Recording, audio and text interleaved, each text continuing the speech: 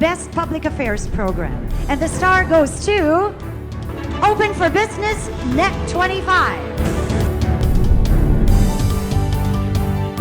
It is a signal to the world that we are open for business. We are now open for business. This is Cesar Vallejos bringing you yet another episode to guide you in discovering your passion and growing your business as we learn from experts in the field. Sama-sama tayong matuto sa isa na namang makabuluhang usapan tungo sa pagpapaunlad ng inyong negosyo.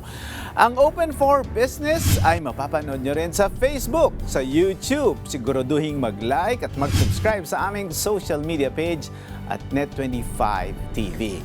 Alamin natin, suriin mula sa mga negosyante, thought leaders at mga personalidad sa iba't ibang larangan ng mga strategies, trends at mahalagang karanasan sa pagninegosyo dahil tayo ay open for business.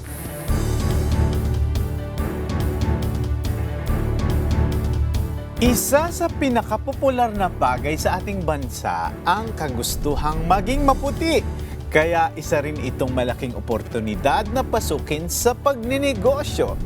The Filipinos' love for clean looks, fair skin, and looking good in general has turned into a multi-million peso enterprise.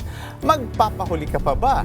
So let's find out more from a hard-working entrepreneur who uncovered a gold mine through his Aqua Skin endeavor, Mr. Jeffrey Geronimo, founder and general manager of Aqua Skin Philippines.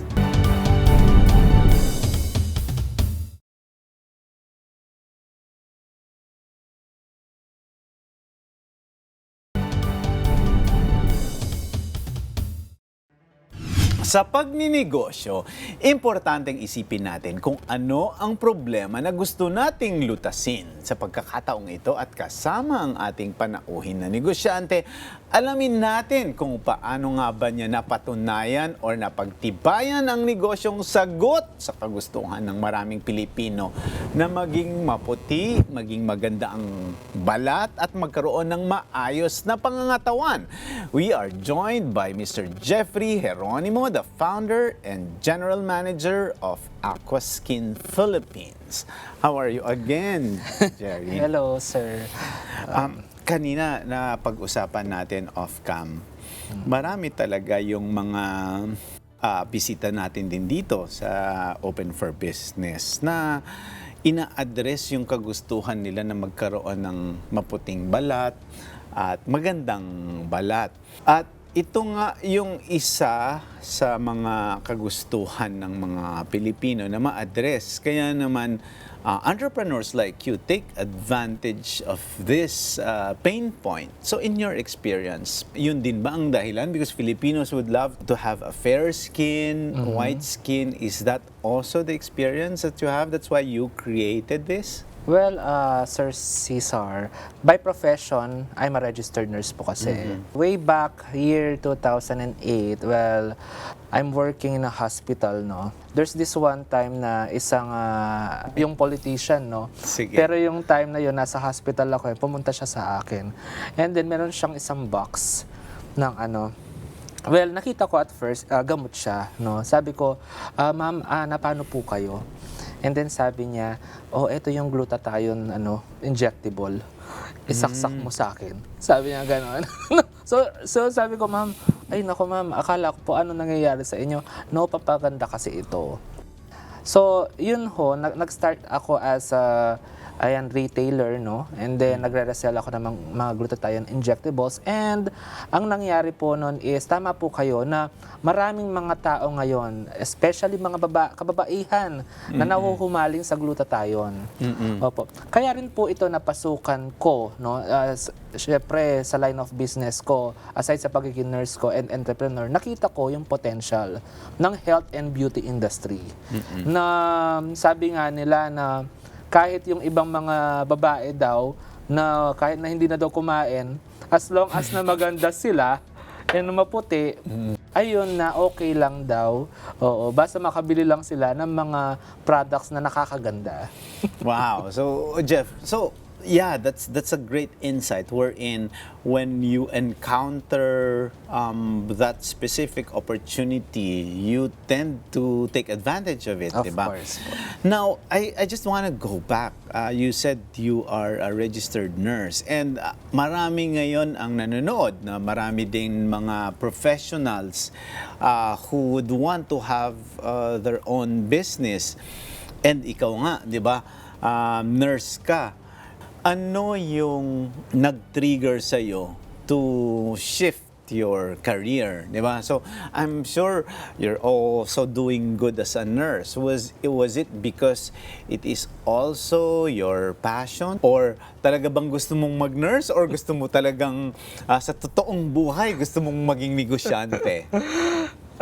Napakaganda po ng question nyo, Sir Cesar. Talagang magdidig deeper tayo dyan, no? Well, I am a frustrated architect po. Oh, ang layo nun nurse, tapos Yes. architect, tapos ngayon entrepreneur. Oo. And tama po kayo na kasi at that time, I think it's year 2004, wherein, di ba, uso ho yung mga mga nurses, sobrang dami nila, and pumupunta sila sa USA. Or Canada. Ayan. So, yung time ho na yon, wala lang talaga akong choice na maging nurse. Kasi, unang-una, sabi ko, nung bata ako, marunong ako mag-drawing, pero nung nalaman ko na may mathematics pala yan, no? Oo, kailangan accurate ka eh. Biglang bawi ako, sir.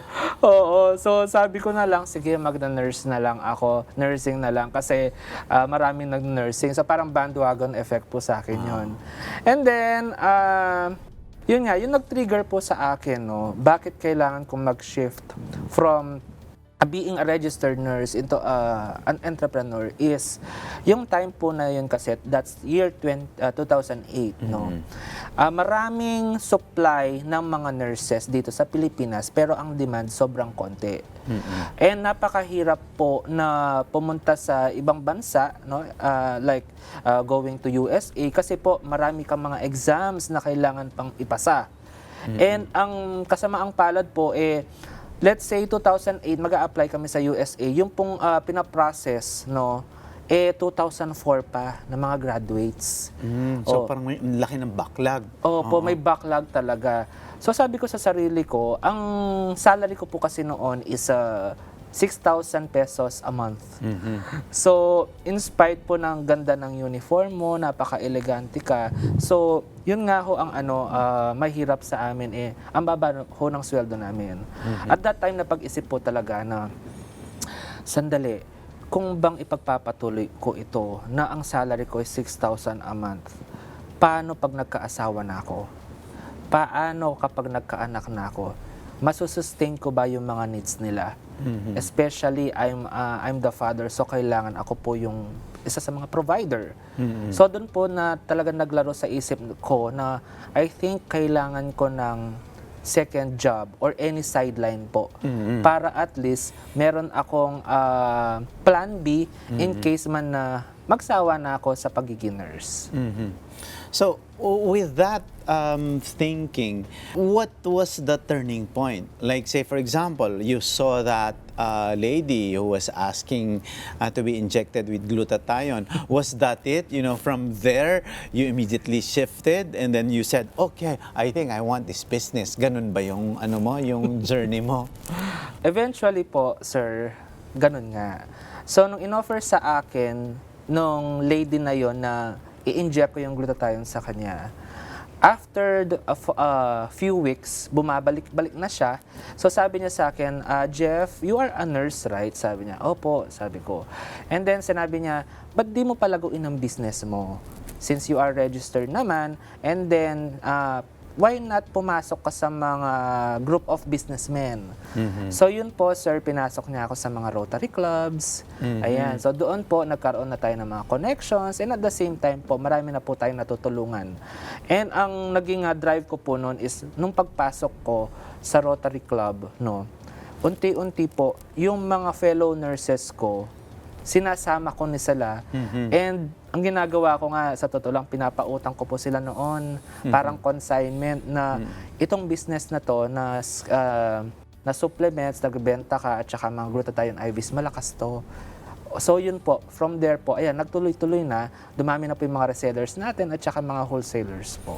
Wow, that's very interesting. Kasi marami din katulad mo na maaaring hindi sila satisfied sa kanilang careers and inside them, there's this passion that they want into. At least yours is something. It's a combination of both. Yes. One is economic, and then something that you think you're not into that world and you wanted to explore others. So, bago natin pag-usapan yung produkto mo at serbisyo ninyo, gusto ko lang balikan din na ano yung naituro naman or naging advantage ng pagiging nurse mo sa pagninegosyo. What is the advantage of being a nurse in this business? As a nurse po kasi, it is innate to us na whenever we encounter patients, we give health teachings. So, ang ginawa ko naman ho is, syempre, since professional ako, every time na nagkakaroon ako ng mga clients dito sa business ko, I always tell them the truth. Hindi ako yung parang for the sake lang na makabenta, okay na. So, I always tell them na ito ang effect talaga ng gamot na ito. Ito yung mga side effects niya. Ito yung mga ma-expect mo na mangyayari sa'yo kapag na-inject yung mga gamot na to. Nakaka-add din po ng credibility, Yung sasabihin mo yung totoo, and in-apply mo yung pagiging nurse mo doon sa mga taong binibigyan mo ng service. Wow, that's very interesting. And as you mentioned, aside from that, 'di ba parang nurses are used to be are trained to be caring, 'di ba? Yes. And that's why around the world, I think we could say that nurses are one of the best in the world because of their caring, very hospitable nature. Yes, exactly. Ano ngayon ang mga produkto mo ngayon? Sa paliwanag mo pa lang. Kasi correct me if I'm wrong, but with glutathione, how safe is it to be injected with people? Like say, would you consult maybe any physician? Or at least ikaw, nurse, kaya parang alam mo na pag-aralan nyo yan. Pero how safe is it? Wala ba itong pinipili na edad? Could it be a young person or adult or someone, a senior citizen maybe? How safe is it to be injected in us humans? All right, sir. Thank you for that question, And, well, frankly speaking po, if you will be injecting glutathione IV, kailangan talaga may supervision ng mga doctors, And it's really safe to say na kapag nagpapa-inject ka, not only doctors yung mga kasama mo, dapat make sure the product is original. Okay? Tama. Kasi dun sa social media ngayon, ang daming mga mga napipeke, may before-after, may nagreklamo pa, di ba? Yes, At saka kapag minsan yung mga natuturukan, dati ng maganda, gwapo, ang nangyari nung lumabas, iba na, Opo. 'di ba? So paano maiiwasan yung mga ganun? Ayan, maiiwasan po natin yan is, unang-una po, you have to find a credible supplier po. Pangalawa nun is, you have to check the contents. Make sure po na yung mga contents is, yun talaga yung nasa gamot. Okay? And yun ho, since nag-start ako sa mga glutathione IVs, So, napansin ko rin na parang, it's really not beyond my knowledge po to sell such medicines. Kasi it's really the pharmacists and even the doctors po kailangan pa talaga ng prescription. That is why po, gumawa ako ng mga products that are within my knowledge, which is yung mga supplements naman po. Opo. Okay. Kanina, in my introduction, I said, okay, ang Pinoy and even some businessmen, when they realize that, Filipinos like whitening products. But you said it's just one of the many Yes. arrays or menu of your products. Ano pa ba ang gusto ng Pinoy at ano yung ginawa ninyo ng mga produkto na mai-distribute sa ating mga kapwa Pilipino? Ayun ho. So, ito po yung mga products natin. Nag-start po itong products na ito way back pandemic. Nung nag-start yung pandemic natin, yung time na yon na nasa bahay lang tayo, bigla ko naisip na yung mga tao ngayon na nila, aside sa banidoso sila, no, ang kagustuhan ko is naging health conscious na sila. So, yun po, naglabas ako ng mga products na talagang beneficial sa kanila. Ang naging hero product po natin ito po yung Aqua Skin Gluta Capsules. No? This is our first hero product, which is called Aqua Skin Gluta Capsules po. And contained in a glass bottle. It's Yes the po. first. Why? Yes, it Or is- is it different when it's in a plastic bottle versus the glass bottle? What's the advantage of having it in a glass bottle? Ayun, actually sir, marami talaga nagtatanong niyan, no? And ito po, i-explain ko sa inyo bakit kailangan glass bottle aside sa mga plastic bottles. Bakit po? Unang-una po kasi, ang mga plastic bottles, they are made of chemicals, no? And kapag linagay mo yung mga capsules doon, may possibility po na magkaroon ng chemical reaction. I see. Pero kapag glass bottle ang linagay mo, yung mga capsules linagay mo sa glass bottles, unang-una po, they are refillable. Pangalawa, they are recyclable. Pangatlo po, hindi po tatamaan yung heat, yung init papasok sa bottle and sa mga capsules. Dahil kapag nangyari po yon, let's say may vitamin C yung capsule, mag-oxidize po yan, magko-color yellow siya. Yes po. And 100% po, itong mga glass bottles na to, they are not prone to any chemical reactions. Hindi maa-alter yung odor, yung aroma, and yung ingredient mismo sa loob ng capsule. Wow.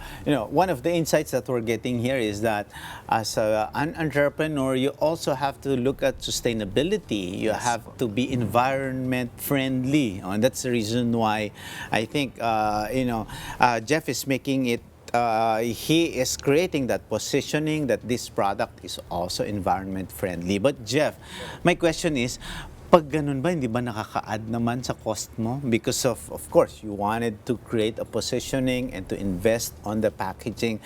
Is that not adding to your cost? And how do you describe competition? Because I know that there's a lot of glutathiones in the market now, di ba? Yes. Why would they choose Aqua Skin? These are some of the bragging rights of Aqua Skin capsules po.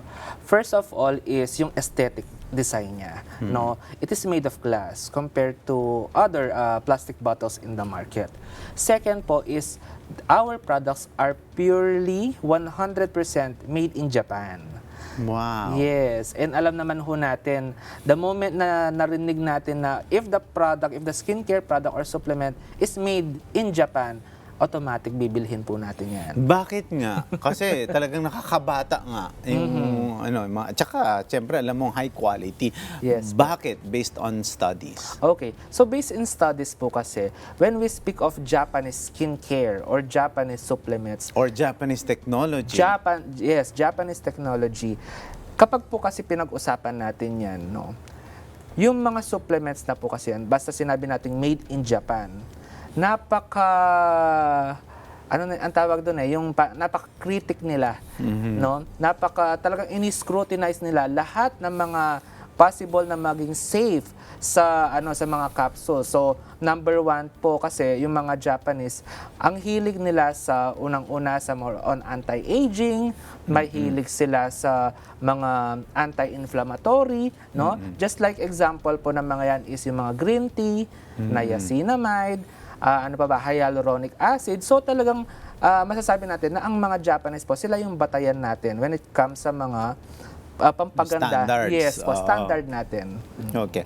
Okay. What are the other products? I think we're running out of time. We'd like yes to discuss all these, the menu of products that you have. Okay, sir. So this is our first product, Aqua Skin Glutacaps. It's made of collagen and rose hips. Okay. And again, we also have our lipstick. Our lipstick, this is the first collagen lipstick in the market. So ano po yan? Oh, ano yan? Paano yun? Ibig sabihin, baka puputuin na ng lips mo dyan? Yung lipstick naman natin, sir, na to, kasi di ba normally yung mga lipstick natin, after a few hours, nagda-dry na din yung lips mo. Ito, in-infuse po natin ng collagen para mag-moisturize pa. Ma-moisturize. Yes po. Oh, okay. Interesting. Yes. And then we also have two soaps. Yung first soap natin is the Subaki soap. Yan ang talagang mga nakakaputi. Yes po. Okay. Kasi meron siya minor peeling. And also we have Hoyaku soap. Ito meron naman siyang bleaching effect. Yes po. Pero yung bleaching natin hindi siya ganun ka, parang ka-hapde. Oo, Kasi pag yung iba, yung mga kanto-kanto lang nabibili, talagang... Opo. Oo, parang puputi ka nga, pero parang masusugat ano nga ba yung po. masusugat. Pag sobra ka po kasi ng sa bleaching, no, may tendency na yung superficial layer ng skin mo, yung epidermis, natatanggal na rin, nababakbak. And then, sir, ayan, we have lotion, a lightweight lotion as well, no? Meron din tayong, ayan, ito naman. Ito po yung premium glutathione naman natin, sir. Aqua Skin Gold with Ceramide. Ano bang meron dito? Bakit? Glutathione lang ba daw? Hindi po, sir.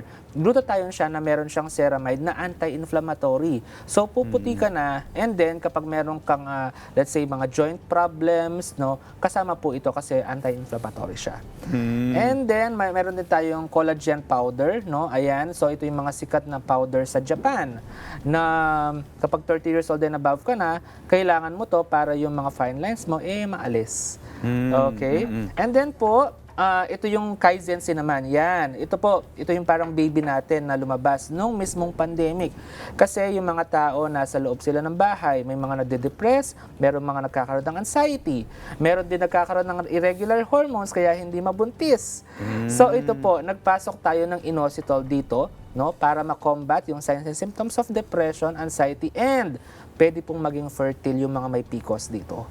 Pwede po silang mabuntis. Okay, this one is very interesting because it's no longer just products that are whitening products, but these are already wellness, health products that not only make you have good skin, but also inner health, Yes. and a lot of other things.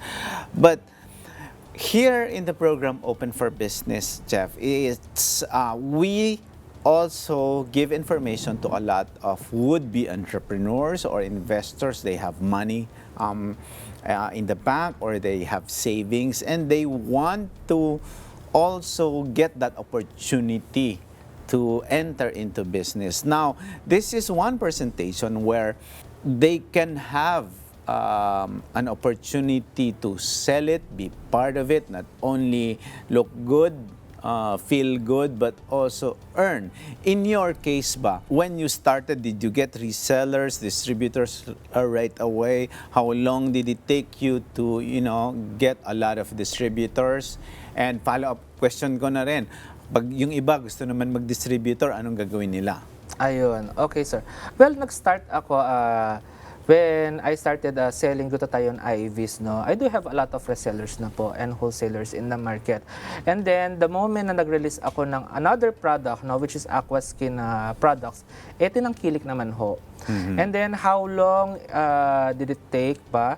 Well, as soon as nag-release po ako ng Aqua Skin products, I think we had 10 mega distributors right away. When you say mega distributors, ano yun? Ano po yun, sir? Monthly quota nila is 1,000 bottles.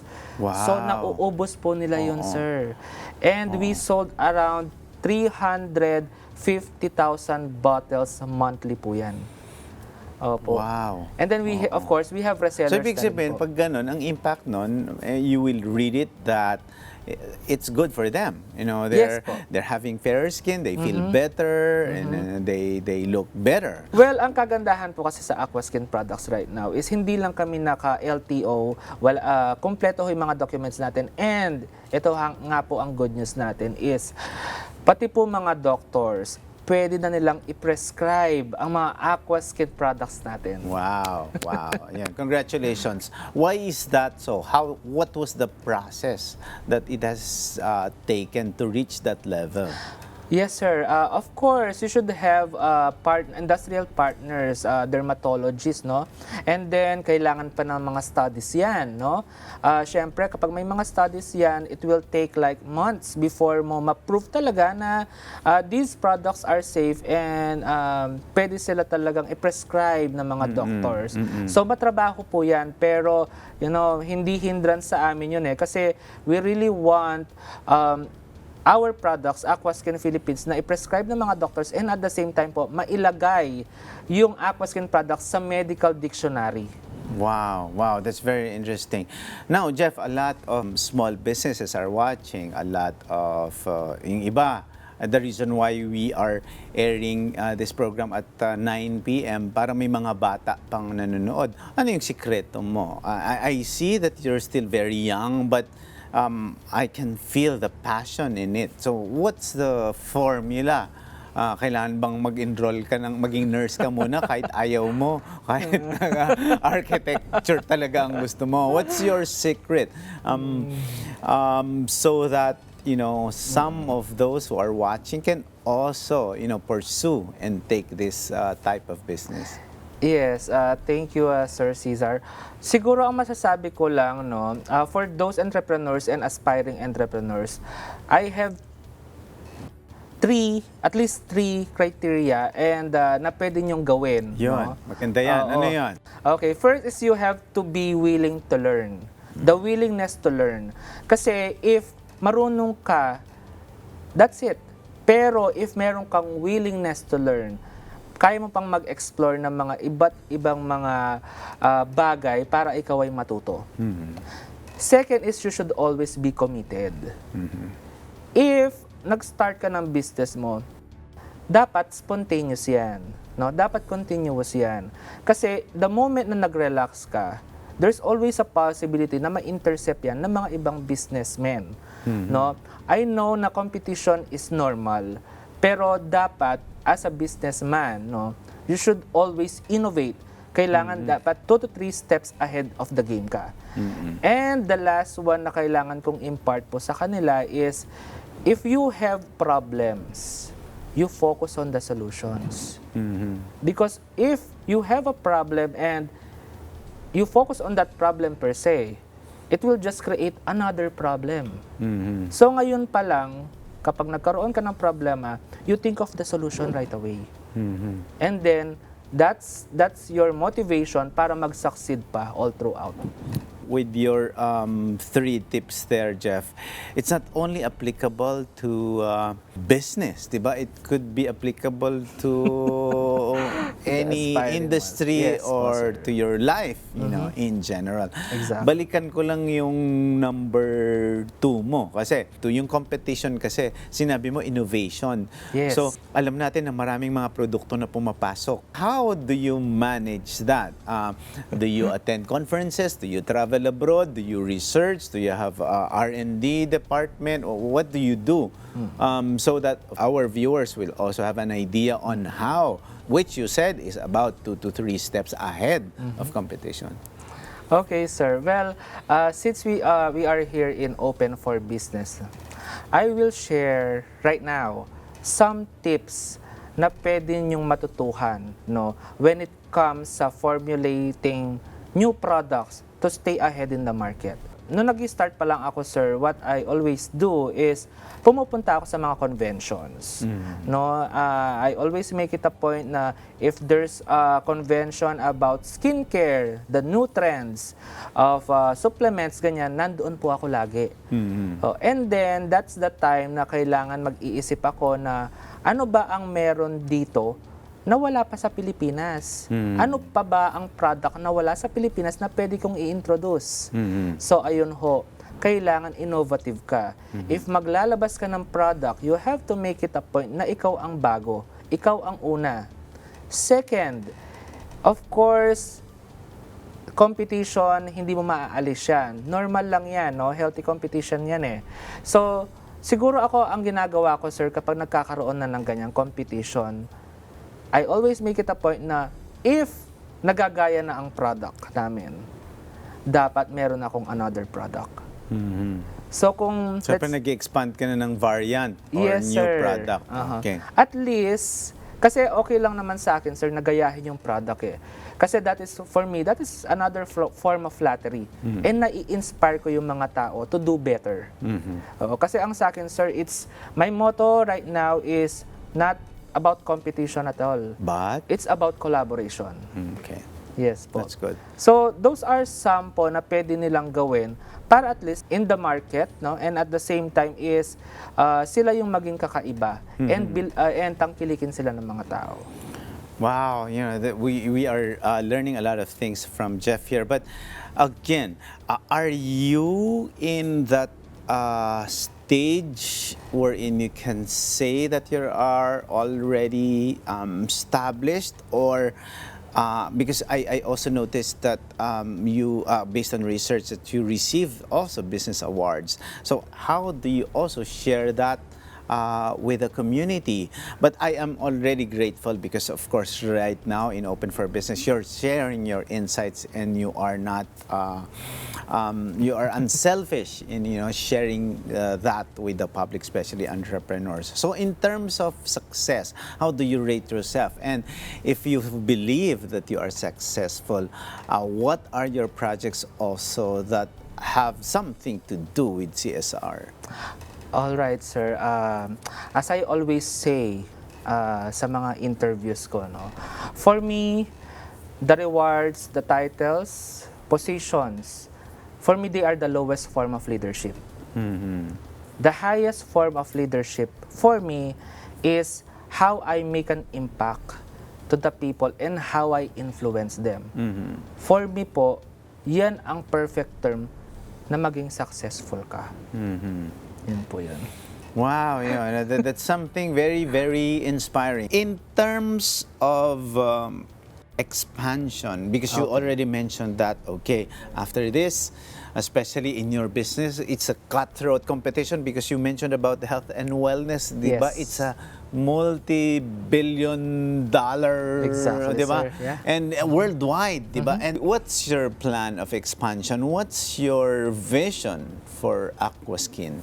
Well, one of my plans this year is that sana po magkaroon tayo ng mga franchises. Yes, para at least po mapalaganap natin yung naidudulot ng Aqua Skin products. And of course, we want it to be more competitive na even worldwide po, makilala yung Aqua Skin Philippines. And for me kasi nakaka-proud lang na even though the products made in Japan, the promotions, the marketing is started in the Philippines. Diba? So parang meron tayong flag bearer na brand, which is Aqua Skin Philippines. Wow. Now, it's coming from Japan, but do you have also some plans to develop, something, that's made in the Philippines? Well, I am always open for that, sir. Well, to tell you honestly, we have local products here as well. Yung mga soap natin, they are made in the Philippines. I see. Yes. So at least nagsimula na rin. So yes, it's, sir. Okay. But our supplements, they are really made in Japan. And right now po, nag-release tayo ng product that it was just released last October po. Ito nga siya.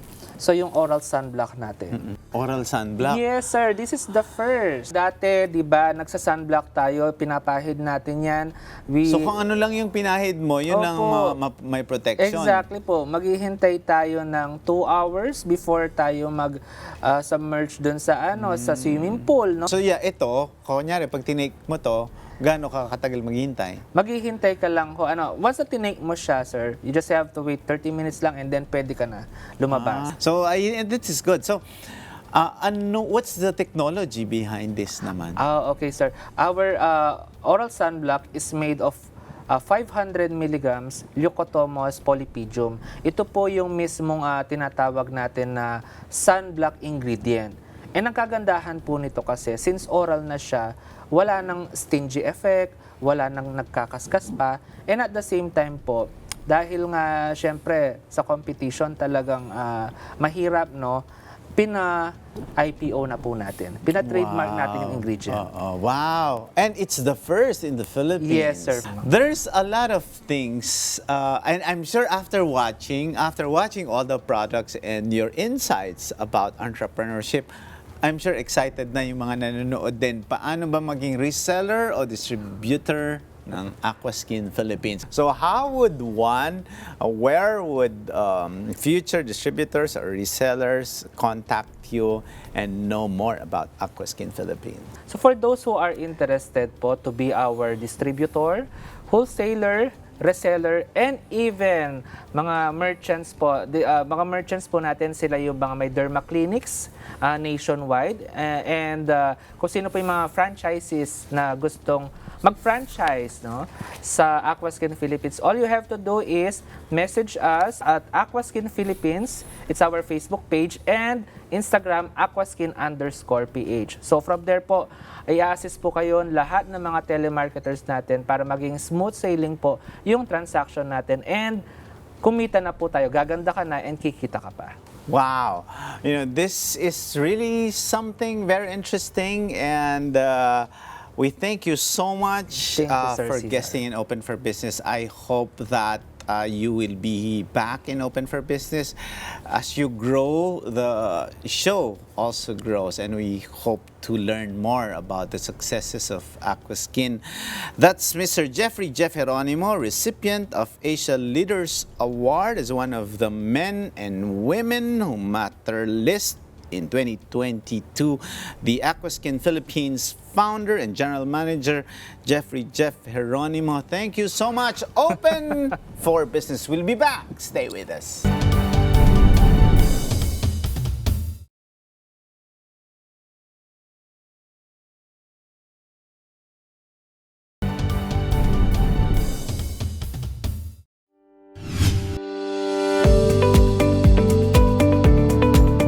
Open for Business is back, and our biz word of the week is reseller. It is a person or company that sells something they have bought from someone else. Ilan sa mga negosyanteng nakausap natin ang nakapagpatunay na ang pagninegosyo ay isang gawain na kinakailangan ang puso at lakas ng loob. No matter what the challenges are or even the timing of when you decide to start your business, your goal should be your guiding light. If you don't start your business now, you will one day regret that you didn't even start it yet.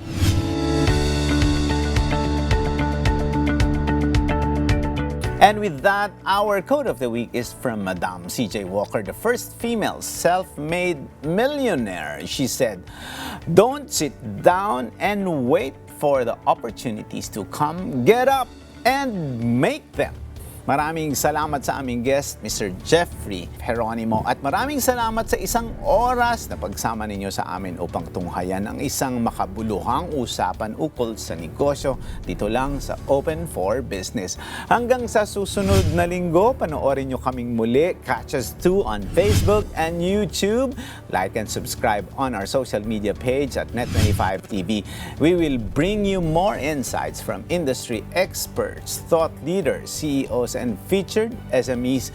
Together, let us help encourage business development in the Philippines. Sharpen your business acumen, feel the pulse, set the trend for as long as you are informed and open for business.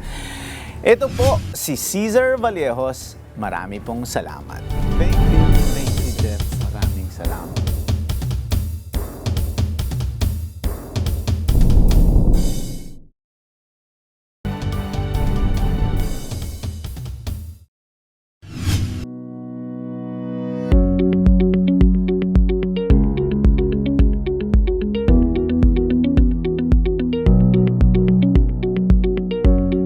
Welcome back to Open for Business.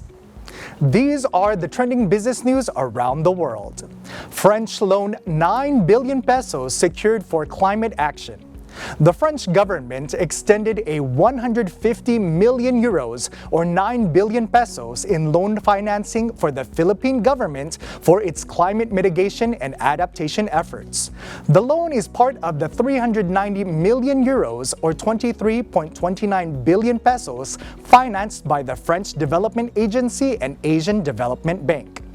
The loan aims to support the Philippines in achieving its nationally determined contribution and in its efforts to transform vulnerable sectors into a resilient, low-carbon economy.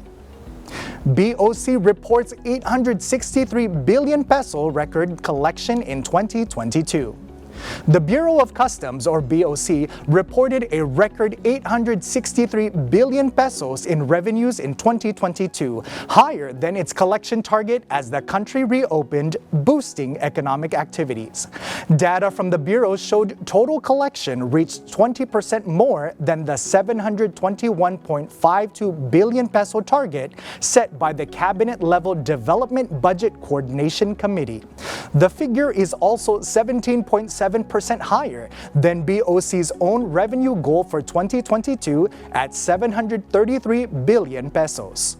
Asian multinational companies keen on setting up garments factory in the country.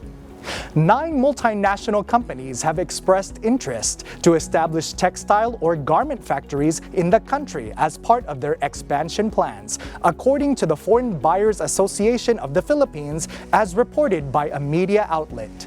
These possible investments, 4 of which are from Cambodia, 3 from India, and 2 from Vietnam, could possibly generate an initial 9,000 jobs and increase garments or textile exports by $500 million per annum.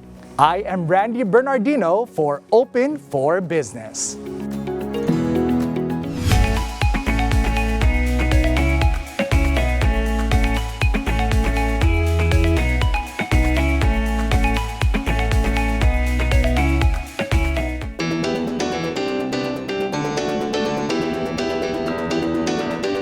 Blackpink is finally in our area. Thousands of fans of the Korean girl group Blackpink fill up their 2-night concert Born Pink in the Philippines, held at the largest indoor arena in the world with a 55,000 seating capacity. The excited Blinks or Blackpink fans arrived early in Ciudad de Victoria, Bocaue, Bulacan, where the audience's entrance were followed properly and Blackpink's official merchandise was also available for sale around the venue. Blackpink opened the opening set with the performance of their hit song How You Like That, followed by Pretty Savage and Whistle. Solo stages by each member of Blackpink are also performed. On the first night of the concert, the Blackpink members praised the Filipino crowd. Rose announced that the Philippine crowd is one of the loudest crowds they have ever been.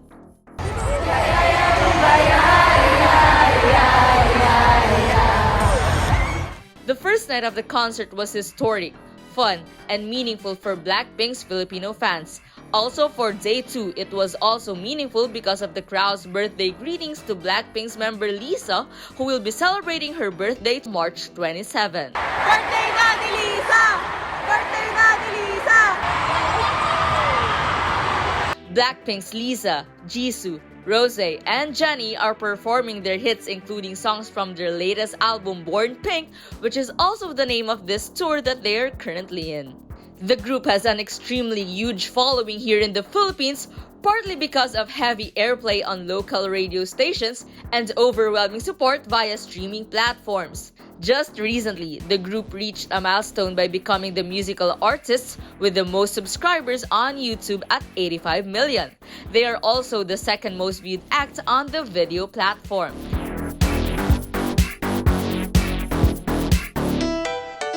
I am Jasmine Agustin for Open for Business.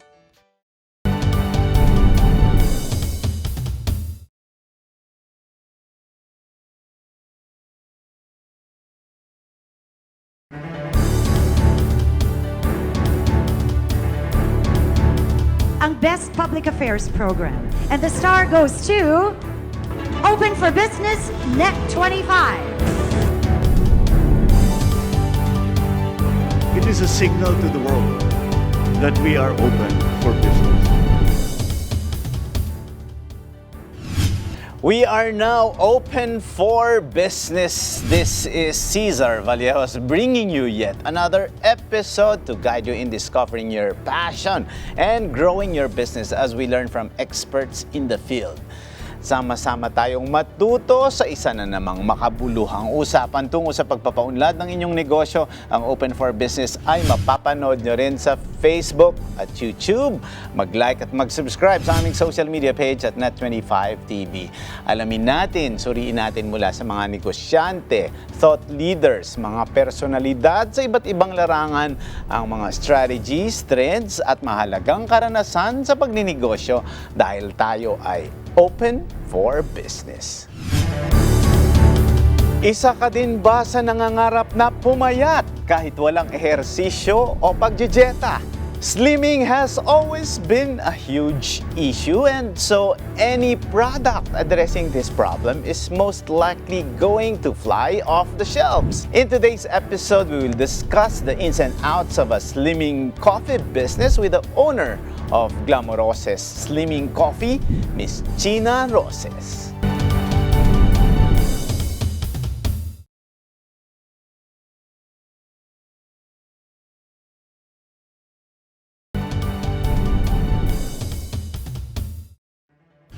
It comes as no surprise then that slimming coffee is a big hit with online selling.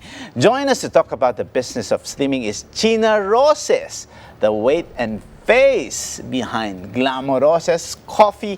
Welcome to Open for Business, Miss Gina. Maraming mga nanonood sa atin ngayon na marami din gustong magnegosyo. Pero hindi lang pagninegosyo. Maraming gustong pumayat. Yes. At ang marami sa atin, marami sa amin pala, hindi na nakakapag-exercise. Katulad nga ng introduction ko kanina, maraming gustong mag-diet, pero hindi naman nakakapag-diet. Kain naman ng kain at saka walang exercise. So, bakit mo napasok yung ganitong pagninegosyo? Actually, nag-start po kasi yan nung nagka-baby ako. Tapos dun ko naramdaman yung from sa dating petit and then tumaba.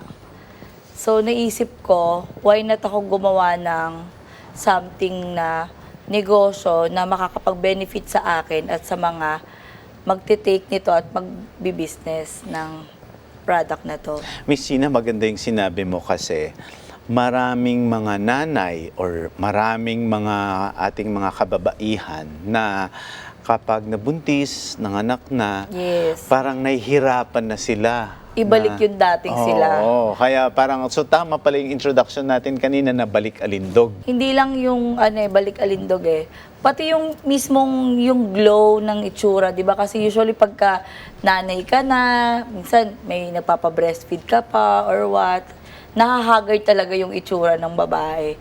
So parang ang layo talaga from nung dalaga pa siya hanggang dun sa nanganak siya. So yung yung purpose ko for this coffee is mabalik din yung glow, gumanda, maging glamorous. Kaya tinawag natin Glamoroses. Okay. Bukod sa na-connect siya sa name ng Gina Roses. Going back again to that feeling of you want to go back to your old self, you want to have that glow, you have to lose weight. Pero ikaw ba bilang mother, dahil dun sa figure mo, na-experience mo din ba yung ibang experiences na nagkakaroon din ng depression, ng, di ba, postpartum, ganyan? Sobrang depression yung na-experience ko. Lalo na kakapanganak ko pa lang ng ilang buwan. So, iniwan na ako ng daddy ng anak ko. So, inabot ko talaga yung postpartum and super depression. So, paano ka naka-recover nun? Siyempre, hindi mo pa naman agad na-discover itong produkto. How did you bounce back? Tinulungan ko yung sarili ko, makonect ulit sa iba-ibang taong mga nakakasalamuha ko dati. Lumabas ulit ako sa being housewife, being nanay, inopen ko ulit yung sarili ko para sa mga maraming tao and opportunities. Paano ka napunta sa pagninegosyo? Sa pagninegosyo, kasi since bata pa po ako talagang negosyante na ako. Ano ang mga tinitinda mo nun? Dinitinda ko ng mga bata ko yung mga yema, gumagawa kami sa bahay, pastillas, tapos nagbebenta rin ako ng beads, gumagawa ako ng accessories, stationery, uso pa stationery dati. So yun, elementary pa lang, nag-start ako elementary. So ano sa palagay mo, Miss China, yung mga experiences mo nung mga panahon na yon na nagpagbibenta mo, na nai-apply mo ngayon bilang isa ng legitimate na entrepreneur? Yung nai-apply ko from before is yung motivated talaga ako at determinado na kumita ng pera. At the same time, ine-enjoy ko kasi yung ginagawa ko nung elementary ako. Nag-e-enjoy ako eh. So ito yung sa legit na business ko ngayon, ine-enjoy ko siya at hanggang sa lumago siya ng lumago. This is an interesting conversation because for the reason why Open for Business is also shown at 9 p.m. is that we want to encourage even the younger audience to involve in entrepreneurship. Nakita nyo naman, si Miss China, nung bata siya, nagbibenta ng yema, gumagawa ng sarili niyang beads, gumagawa ng, you said, may stationaries, na abutan ko pa yon nung kabataan ko. And then, this also is a conversation that provides hope to a lot of Filipinos that even if you are doing that, that's a very decent job that needs a lot of discipline. Diba? Now, there is a study that says around 27 million Filipinos are obese. At kapag ito ay hindi naagapan, maaring mas dumami pa ang mga taong sobra-sobra sa timbang, lalo na sa mga kabataan. Kaakibat nito ay ang pagkakaroon ng mga sakit tulad ng diabetes, sakit sa puso, o tinatawag na lifestyle diseases.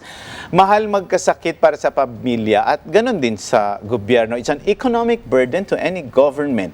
Sa tingin mo ba, Miss China, ang pagtangkilik sa slimming products at sa mga ginawa mong mga produkto na ganito ay paano ito makakatulong din sa pagsugpo ng obesity at ganun na rin sa pagbibigay ng oportunidad na magkapagtrabaho? Yes, makakatulong siya para makaiwas for obesity. Makakapag-lose weight siya. At the same time, yung nasosuppress yung appetite mo, hindi ka masyadong gaganahan kumain. Kung gusto mo siyang, konti lang yung kainin mo, before ka kumain, inom ka ng Glamoroces coffee. And then, kung gusto mo naman, after din kumain, pwede ka rin uminom. Pero ang kagandahan kasi doon, naglo-lose weight ka or nag-detox ka nang hindi ka nakakaramdam ng kahit anong sakit. Yung something like sumasakit yung tiyan, namimilipit yung tiyan mo. Or lagi pumupunta sa CR. Yes. Dito, ang smooth lang talaga nung pagbabawas. Sobrang wala kang, parang regular lang. Pero hindi mo akalain na nagagawa mo siya nang hindi mo napapansin. Na nararamdaman, hindi siya yung namimilipit yung tiyan mo. At the same time, masarap din kasi yung coffee. So, for me, umiinom ka ng coffee na masaya ka. Kasi hindi siya mapait, hindi siya yung matapang, yung mapakla. Kasi di ba sabi nga nila, tiis ganda. Kapag ka gusto mong pumayat, tiis ganda ka. Tama. So, nung natry ko yung mga dating coffee na effective din naman talaga, sabi ko, pero may mali. Sabi ko, bakit ako umiinom ng kape na kailangan kong pilitin yung sarili kong inumin siya. So, kailangan kong bilisan yung pag-inom para... O kaya yung tatakpan mo yung ilong mo para lunok agad. Kasi sobrang effective eh. Mapait, mapakla. Ginawa ko tong coffee na to na parang nakikipagtsikahan ka lang. Na-enjoy mo yung moment mo that time. Nang hindi mo namamalayan, kape pala yung iniinom mo. Parang super milky kasi yung flavor niya. I see. So, sabi mo nga, napakarami mo na rin pinagdaanan na para sa mga pamamaraan ng pagpapapayat. At sinabi mo, if you go into that slimming process, you have to make sure that you enjoy that process. Yes. I agree with what you said, Miss Sina, na parang dapat pag nag-take ka, minom ka ng kape or any slimming, kailangan gusto mo. Maliban dun sa kape, meron bang ibang mga proseso at iba pang mga produkto na in-offer kaugnay ng pagpapapayat? So ito ba kailangan gamitan? May kasama dapat exercise or diet? Actually, mas maganda kung with exercise talaga. And sabayan mo rin ang diet. So kagandahan dito kasi tinutulungan ka niya nang hindi ka pressured. Minsan kasi ang hirap eh. Mas the more mong iniisip or mas the more mong iniintindi yung pag-slim mo, mas nape-pressure ka, mas lalo kang stress. Kasi bakit ganun, hindi ako pumapayat or what. So eto, yung pinopromote ko tong Glamoroces is talagang, bukod sa sexy ka at papayat ka, gaganda ka. Kasi nga, umiinom ka ng hindi ka na-stress. At the same time, yung benefits kasi niya, napakadami niyang active ingredients. Meron siyang 21 active ingredients. Isa na dun yung marine collagen. Marine collagen. Yes. Ano naman itong marine Isa collagen? siya yung sa nakakapag-renew ng ating skin cells. Kumbaga, stem cell drink na rin ang ating Glamoroces coffee. Alam mo, Miss Gina, talagang nauuso ang mga produktong tulad ng Glamoroces Coffee at iba pang slimming drinks na bukod nga sa pagpapabawas ng timbang ay may collagen at glutathione din. Yes. Ito ang gusto kong tanungin, baka naman mahal ang kapeng ito. Baka naman napaka-imported naman ng napakaraming ingredients na yan at mahal bilhin. Yes. 50,000 milligrams Japan formula. So, sobrang sulit na at affordable na siya sa halagang 395 pesos SRP. Para ka nang bumili ng collagen from Japan. Para ka nang bumili ng imported products from Japan. Isang inuman lang yun, 395? No, 395, meron siyang 10 sachet na may 5,000 milligrams per sachet. So yung iba, dahil makapal yung puno naman ang isang sachet, minsan nagiging double pa yung way ng pag-inom. Marami ka na ring mga impressive na resellers at distributors nationwide kasi napakahalaga nun, di ba? Na hindi lang nakakapagpayat ito, kundi ito rin ay nakakatulong sa pagbibigay ng trabaho. So, can you tell us more about your resellers and distributors? At paano sila mag-a-apply? Nakakatuwa po kasi dahil din sa marami din talagang sumuporta sa akin. At the same time, maraming naniniwala, nakikita sila sa Glamoroses. At sila at the same time, gumaganda at sumisexy din sila. So, thankful ako sa mga reseller ko, distributor. Meron tayong Luzon, may Luzon na tayo. May mga Pangasinan, Zambales, Cebu, Agusan del Norte. Buong Metro Manila ay meron na tayong Glamoroses resellers. So, makikita nila yan sa Facebook page or sa mga Facebook account. Pag sinearch lang nila, lalabas lahat ng ating Glamoroses resellers. At the same time, meron tayong international, Taiwan, and UAE. Nakakatuwa kasi sobrang, yung effort din ng mga reseller natin. So ako, todo yung suporta ko din sa kanila na makagawa ng magandang content, promotion para sa Glamoroses Coffee. Ayan. And kapag ikaw ay gusto mag-reseller, meron kaming from 395 pesos na SRP, bibili mo siyang isa. Kung gusto mo mag-reseller, 10 pieces, makakakuha ka na, magiging member ka na ng Glamoroses team natin. Isa ka na sa papasok sa team. From depot kasi yan, distribution yan eh. From depot, pupunta sa Las Piñas, sa Cavite, sila ang magdi-distribute ng Glamoroses Coffee. So sa halagang 2,950, pwede ka nang magbenta ng Glamoroses. So meron ka ng 100 pesos per pack na kikitain sa Glamoroses Coffee. At the same time, kung mas malaki ang amount na kukunin mo or mas marami ang Glamoroses Coffee, mas mura. So mas malaki ang kikitain. Wow! Gina, alam mo, napakarami pa nating tanong pero ganito naman ang Open for Business. Parang tumutulong ito para ma-introduce ninyo sa mga manonood at sila na ang diretsong pupunta Yes. sa mga social media accounts mo. Pero bago natin tapusin ang maikling conversation natin, ano sa palagay mo ang mga challenges na naranasan mo bilang isang entrepreneur? Ano yung mga masasabi mo sa mga katulad ng iba na nahihirapan magnegosyo lalo na nung pandemic?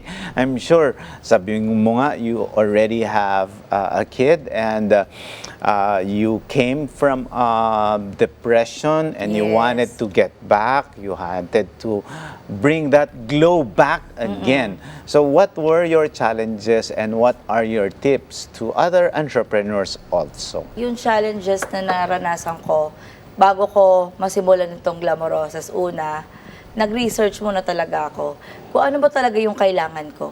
Nagsimula yan sa sarili ko talaga na kailangan kong ibalik yung dating China Roses. So, kailangan kong gumanda, kailangan ko mag-slim down, kailangan ko maging sexy, feel talagang confident and glamorous. Nahaharap ka sa mga tao. So, naisip ko ang Glamoroces Coffee, hindi biro ang puhunan, syempre. So, number 1 is kailangan mong pag-ipunan yung pangnegosyo mo talaga. And yun, nagsimula yan, ilang months pa yan bago magawa kasi production ng manufacturing natin yan. After nung lumabas na, syempre excited. Ito na, nandito na yung napakagandang product na ang tagal ko nang hinintay. Pero hindi lang kasi yun yung mangyayari, kala mo masaya lagi. So minsan maaabot ka sa point na, minsan mapapatras ka mawawalan ka ng confident na, sure ba ako sa binibenta ko? Parang ang daming product ng marami, ang daming lumalabas sa product, meron pang product si ganito, sobrang sikat. Sabi ko, paano ba ako, ano bang laban ko? Parang ganun. So, ang iniisip ko na lang talaga, nung medyo nadadown din ako sa business, hindi kailangan ko lang mag-go with the flow. Kailangan ko lang ipakita kung ano yung magandang resulta na nangyayari sa akin. Magre-reflect na yan sa bawat tao na makakakita sa'yo. Lalo na ako, social media, influencer ako. So, tiwala and kailangan talagang kumapit ka din talaga.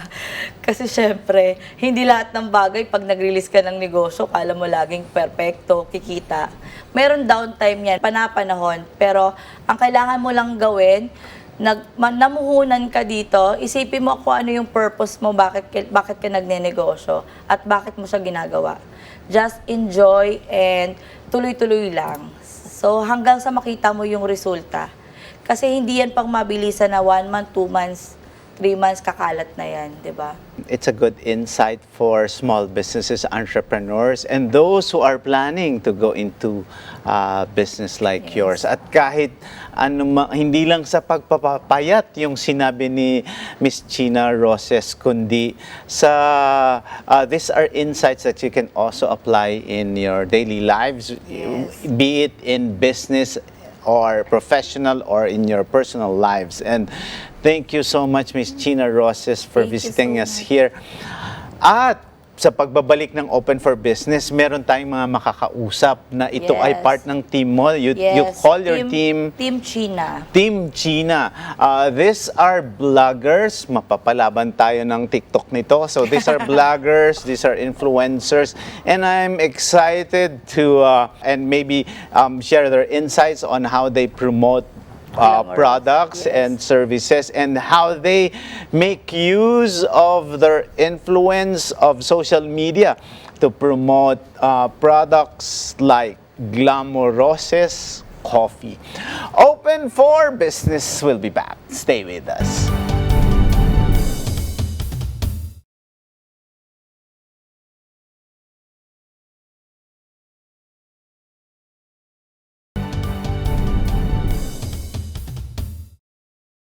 Open for Business is back, and I am very privileged to have with me Blake, Joey, and Marky.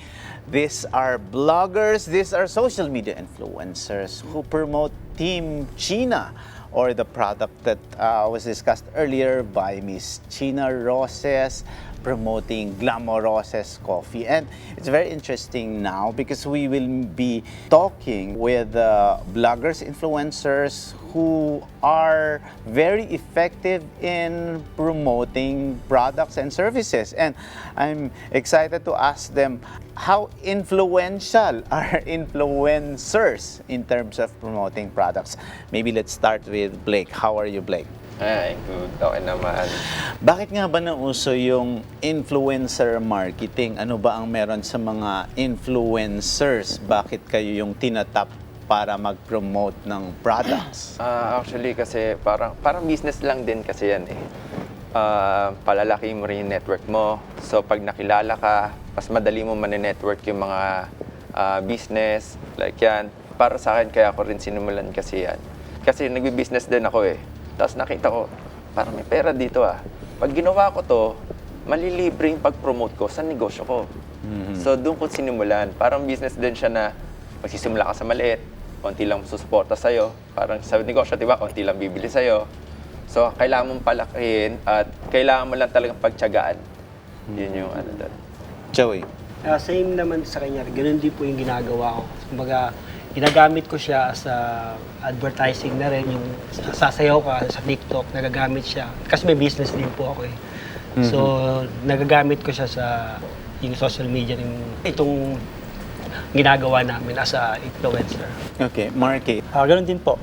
Katulad ng sinabi nila, kaya bilang isang vlogger, so yung parang gumagawa ng business na rin talaga.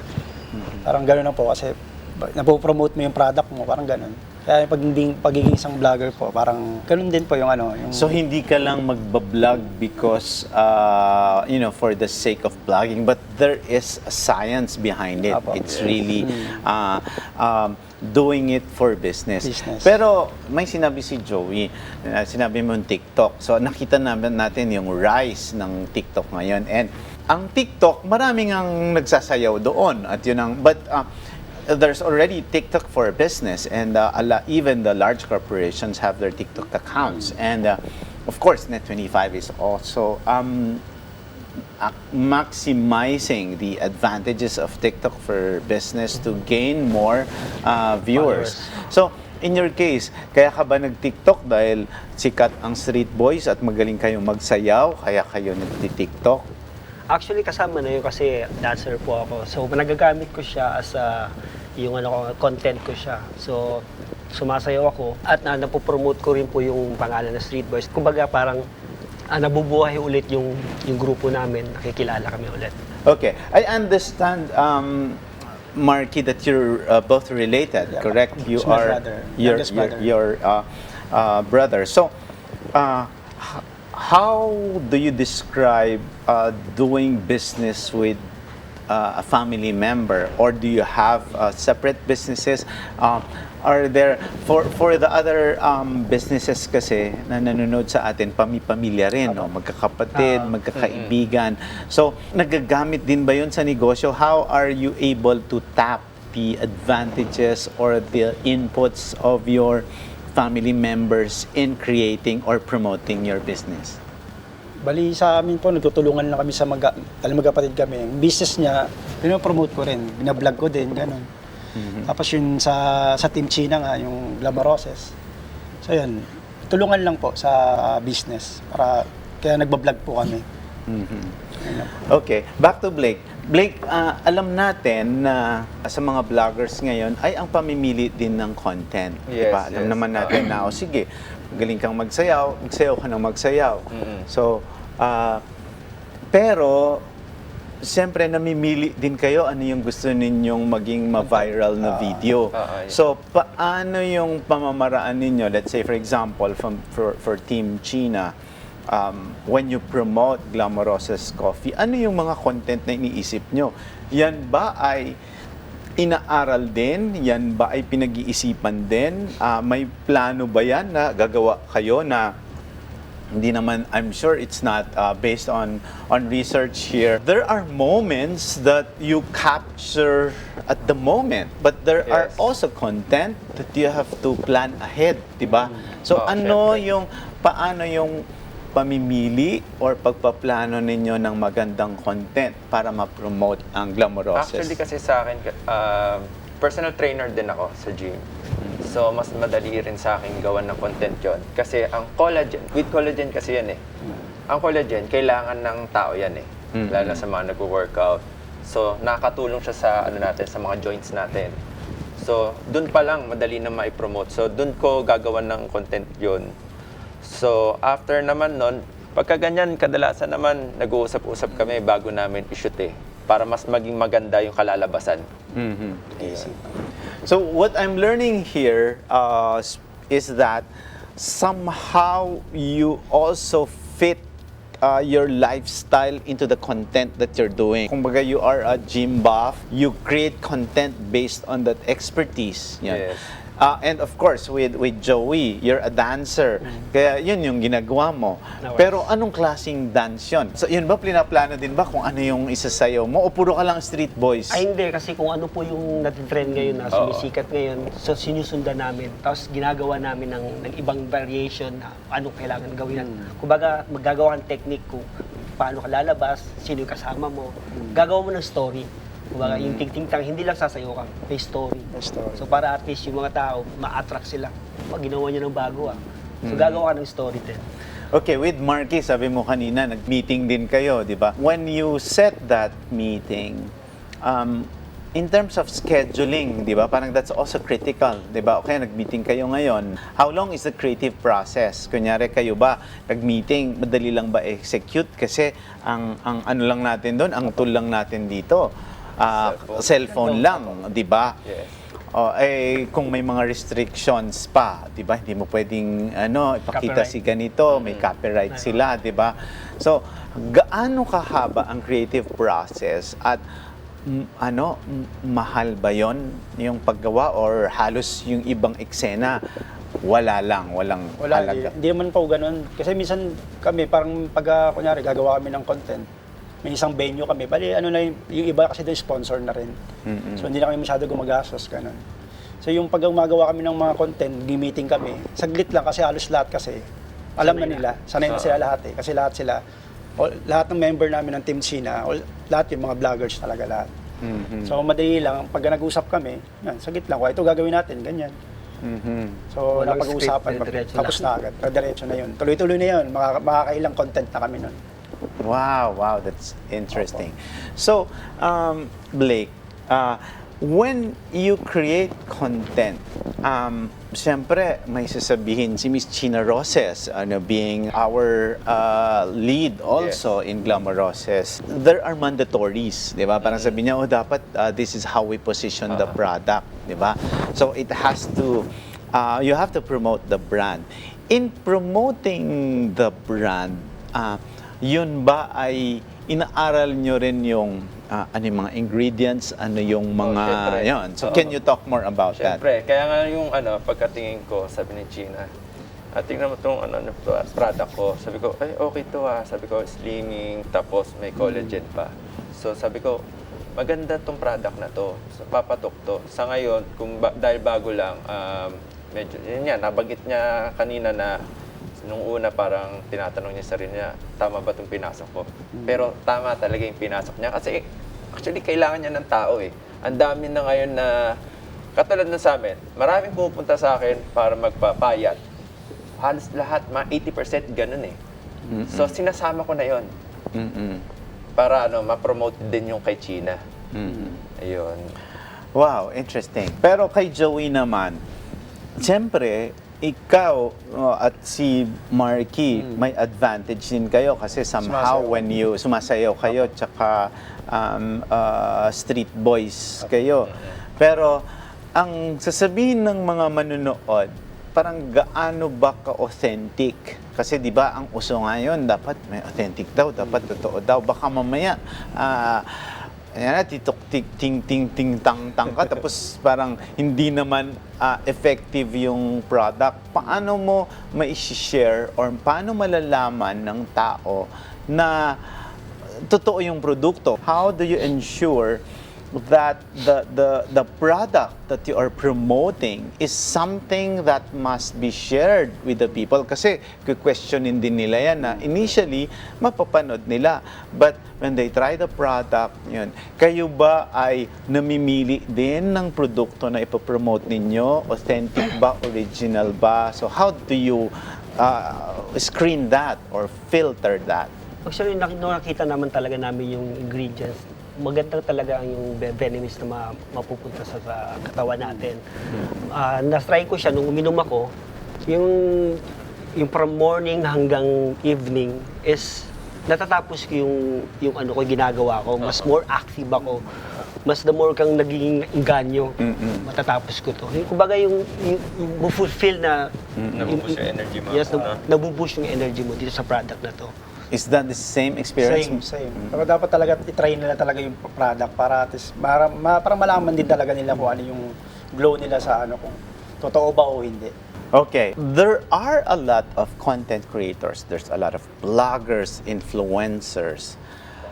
My question now is, how do you stand out as people, as men who are wholesome, who are values-oriented? Actually, mas ano lang na, be yourself lang talaga. Kasi pagka the more na nagpapanggap ka, hindi lalabas yung pinaka maganda mong version eh. So kailangan talaga kung ano ka, yun na talaga yung ipakita mo. Para kung sakaling gawan mo na content yan, maganda yung kalalabasan. Okay, and you? Ang ano ko naman dito is gusto ko lang talaga magpasaya ng tao. So nilalabas ko yung sarili ko na ito kailangan nila to para at least yung mga pagod, yung mga stress pag napapanood nila kami, mas napapasaya namin siya. Yun lang naman yung namin na mapasaya. So parang ikaw naman yung entertainment value. So parang you are creating content because you want to entertain. Yes.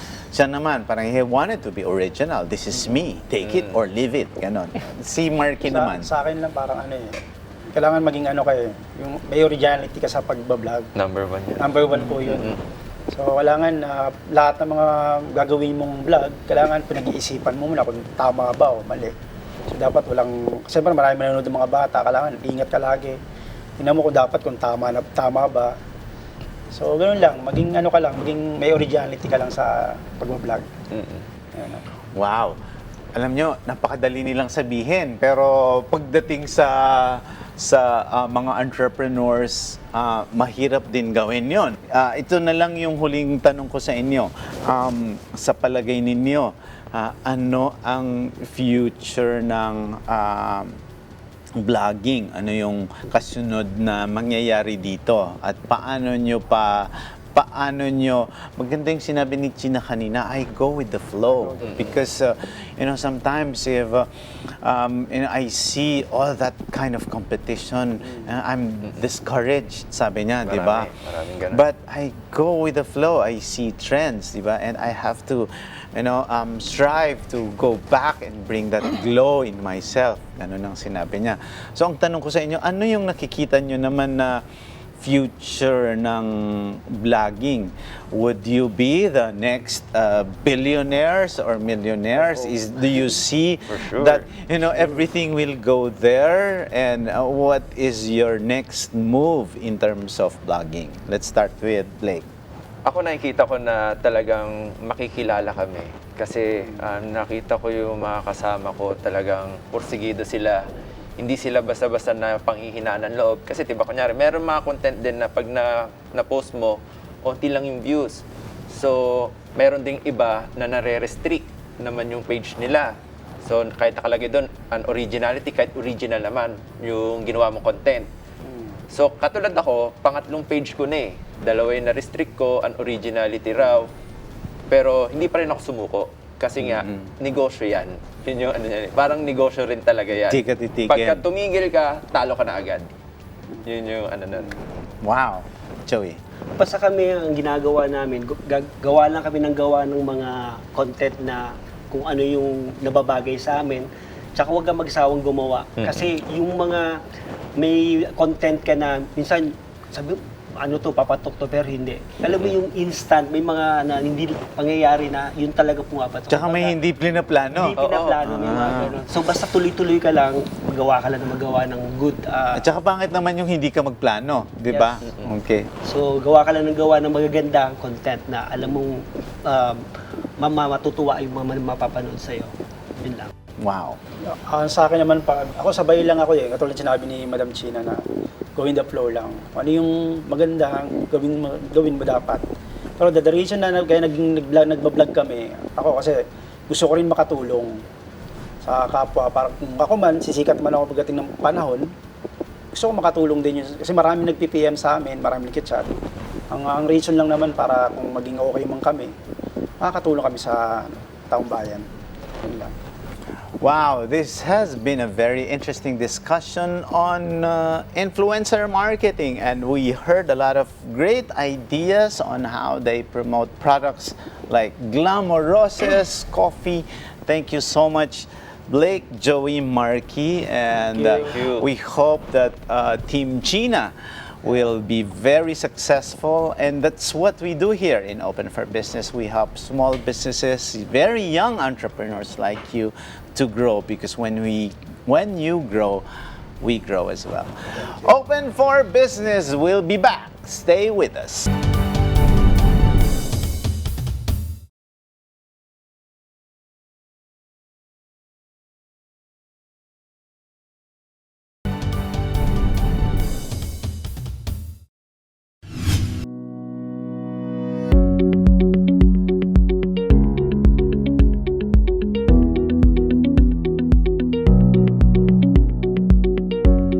Welcome back to Open for Business, and here are the trending business news around the world. Dressed chicken output for 2023 seen at 1.72 billion kilograms.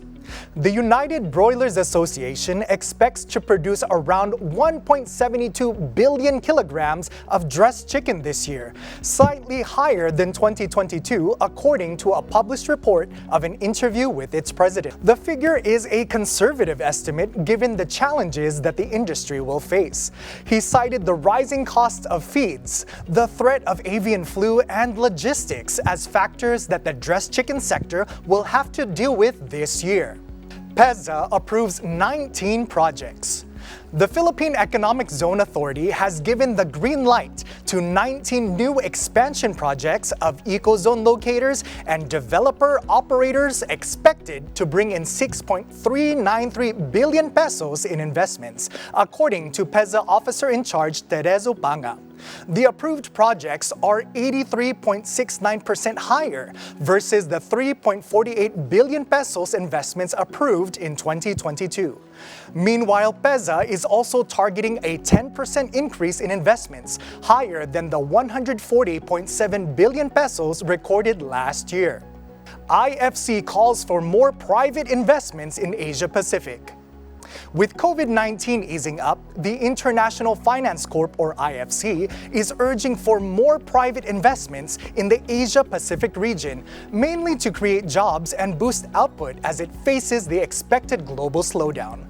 The World Bank, IFC's parent company, noted that the ongoing weak investment in emerging markets and developing economies stifles all development and climate objectives. With the weak investment, the road of growth of potential output, reducing the capacity of economies to increase median incomes, promote shared prosperity, and repay debts weakens, according to a published report. I am Randy Bernardino for Open for Business.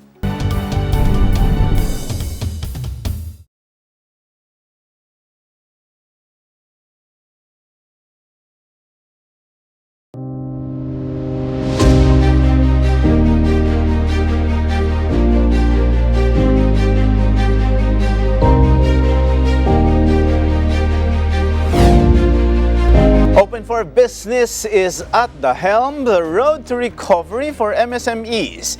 In 2022, MSMEs in the country started to get back on their feet, although there are existing challenges such as rising inflation, the peso-dollar exchange rate, and disruption to the supply chain. 2023 is being seen as a year to boost the sector's return to normalcy. This year, the Department of Trade and Industry will spearhead programs focused on digitalization, financial education, occupational safety, internet transactions, logistics, and marketing. The DTI has been helping MSMEs recover from the economic impacts of the COVID-19 pandemic through specific programs such as the Pangkabuhayan sa Pagbangon at Ginhawa or PPG. The good news is that it received additional funding within the 2023 budget of DTI.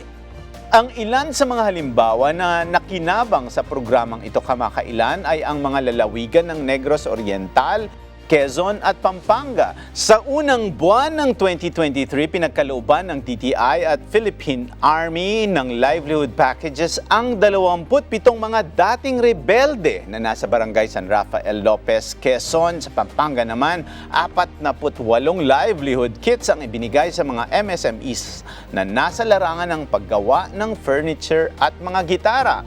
Senator Bongo, who pushed for the funding increase, said 99.52% of total enterprises operating in the Philippines are MSMEs, making it the economy's backbone. Thus, it is only fitting that the government provides stable and constant support to entrepreneurs in order to facilitate a broader economic recovery from the pandemic.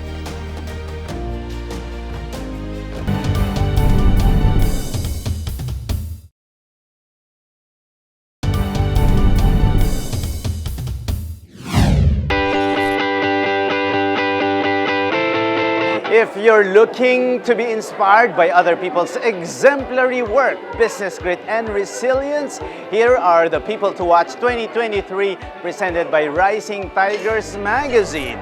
In celebration of its first anniversary, Rising Tigers Magazine sought to inspire its readers with profiles of emerging leaders and entrepreneurs set to make a difference in this world. Let's meet some of them. Rising Tigers has a criteria. They have this sort of assessment, and I am very grateful that I did pass that assessment. They just really saw the potential of getting into business in your younger stage, because it's typically you have to do it on the later stage. But I believe that when I figure out the formula, I think it's about time to reverse the process. First and foremost, these things are really not easy, right? And there's a whole process of picking, and I'm very honored to be part of it. And I think this is very important to set examples, right, for the children, especially for those who feel that they want to make a difference, and they can strive to make a difference. And even if you're not honored, even if you're not seeking that prestige, one way or the other, you will eventually be heard, be known. And like this one, it was very surprising for me because I really wasn't expecting something like this.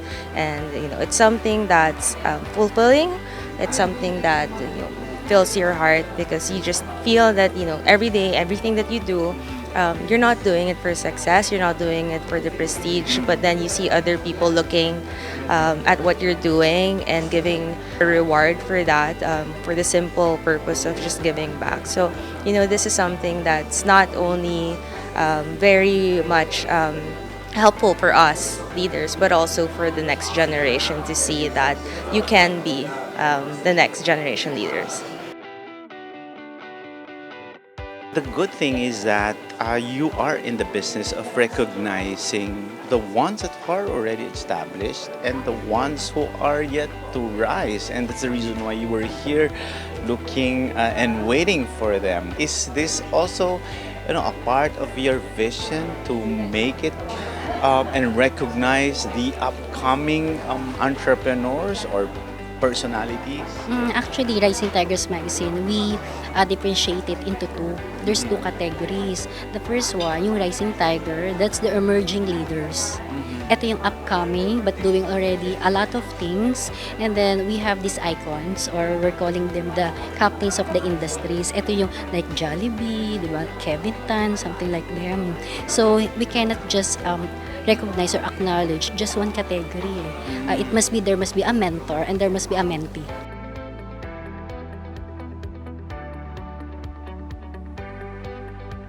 I think that they're making a good effort going out there and recognizing people for their passions and their crafts. So like they do mention here, I hope that they can inspire others also to continue to pursue their passions. Millennials are the upcoming generation, so they speak to their peers, they understand that generation. So I think the thinking is in line with the same generation. I think the role of a mentor will always be important in one's growth and development. And it's up to you how you interpret the mentor. You can take from several mentors and take what you feel you can use towards your personal growth, or take characteristics or qualities from them that inspire you also. What is important to me is this recognition will inspire those who would want to be like them. Is there a formula of, getting that recognition, being recognized as an icon? Well, number one, dedication sa work mo. Number two, disiplina. And number three, kailangan you have the passion. Yun, hindi lang dedication, kailangan maging passionate ka dyan. And most importantly, kailangan ang image mo ay a man or woman of integrity. Successful ka nga, kung tiwali ka naman, corrupt ka, wala, useless yan.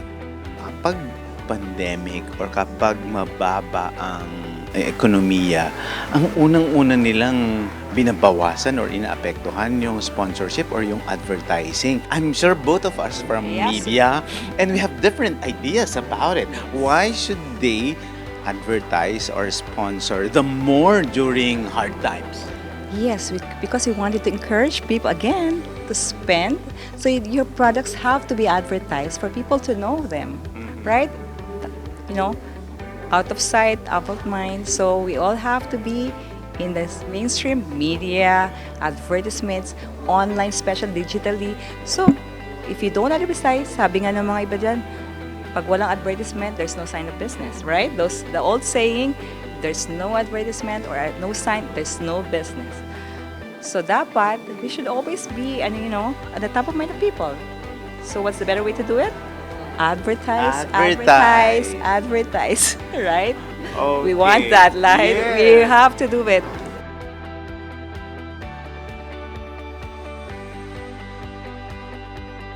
Well, if we're talking about businesses and entrepreneurs after the pandemic, kailangan natin sila. I mean, 90% of the economy is based on medium to small enterprises. So kung wala tong mga entrepreneurs na to, walang trabaho mga kababayan natin. Kaya sila talaga yung tunay na bayani. I-uphold natin ang ease of doing business. Ang hirap talaga magtayo ng sarili mong negosyo. And it's part of government's job to make it easier for entrepreneurs to start their businesses para mas marami magkaroon ng trabaho dito sa atin. We have to give young people idols or people that they can look up to. Good standing citizens of the country who are trying to make a difference. Kaya yung mga awarding ceremony tulad nito, importante po yan. Kasi sometimes you don't realize it, but they're good people doing good things. No? We need to highlight more of their stories and show young people that they have people they can follow, role models. Para sa mga kabataan, it takes hard work to get to where you want to be.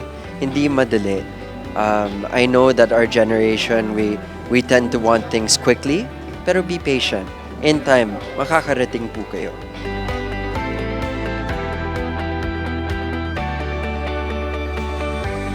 There you have it. Indeed, these are the people to watch in 2023. Their contributions in their lines of businesses and industries are truly admirable.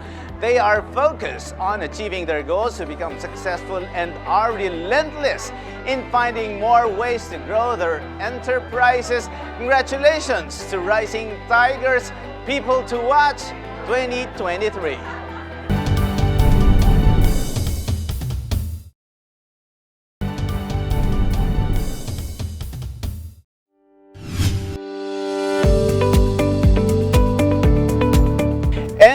Our buzzword is slimming coffee. It is used by many individuals to shed excess water weight. With this type of drink, individuals can drink it and it will help them get rid of extra water being stored in the body. With the desire to feel and look good, many are jumping on the bandwagon to offer products that help to expedite slimming. This is a big segment worth looking into if you still have no idea on what business venture to start. But throw caution to the wind, as there are unscrupulous people who ride on the popularity of some products to create fake versions. So if you're planning to be a reseller or distributor, deal directly with the legitimate company and do your own due diligence.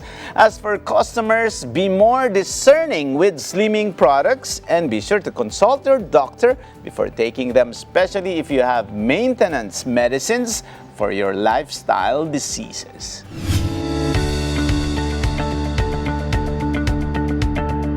Our quote of the week is, success is not final, failure is not fatal, it is the courage to continue what counts. And that's from British statesman Winston Churchill. Thank you, Miss China Roses at ang Team China, and good luck to Glamoroces Coffee, at maraming salamat sa isang oras na pagsama sa amin upang tunghayan ang isang makabuluhang usapan ukol sa negosyo dito lang sa Open for Business. Hanggang sa susunod na linggo, samahan nyo kaming muli dito sa Open for Business.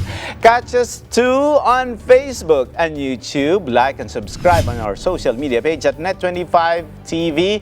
We will bring you more insights from industry experts, thought leaders, CEOs, and featured SMEs. Together, let us help encourage business development in the Philippines. Sharpen your business acumen, feel the pulse, and set the trend for as long as you're informed and open for business. Ito po si Cesar Vallejos. Maraming salamat.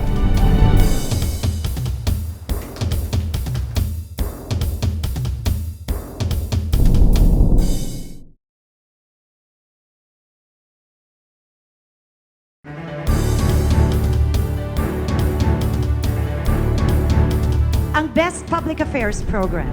And the star goes to Open for Business Net 25. It is a signal to the world that we are open for business. We are now open for business. This is Cesar Vallejos bringing you yet another episode to guide you in discovering your passion and growing your business as we learn from experts in the field. Sama-sama tayong matuto sa isa na namang makabuluhang usapan tungo sa pagpapaunlad ng inyong negosyo. Ang Open for Business ay mapapanood nyo rin sa Facebook at YouTube. Siguraduhin na rin mag-like at mag-subscribe sa aming social media page at Net25 TV. Alamin natin, suriin mula sa mga negosyante, thought leaders at mga personalidad sa iba't ibang larangan ang mga strategies, trends at mahalagang karanasan sa pagninegosyo dahil tayo ay open for business. Sa mahal ng bilihin, talagang mapapaisip tayo kung paano makakatipid. Bukod sa mga gastusin sa bahay, isa ring inaalala ang pagtitipid sa konsumo ng gasolina para sa ating mga sasakyan. In other countries, there are fuel-saving products that made a buzz with its marketing claims of additional mileage per gallon. Let us find out more about these products in today's episode with Govvi Philippines, the distributor of Go Fuel tablets.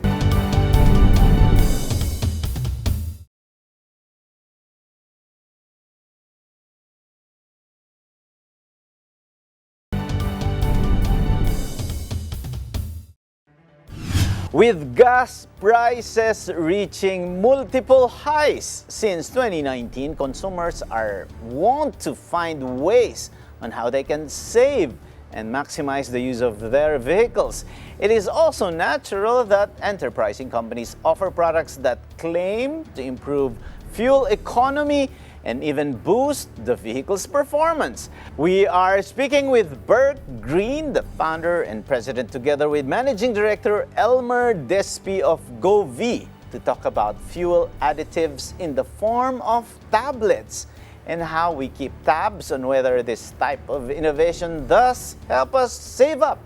Welcome to Open for Business. Bert and Elmer, how are you? Thank you. Good. Good. I understand, Bert, it's your first time here in the Philippines. So far, what's your impression? What a fantastic country. The Philippine people are awesome, and it's been great so far.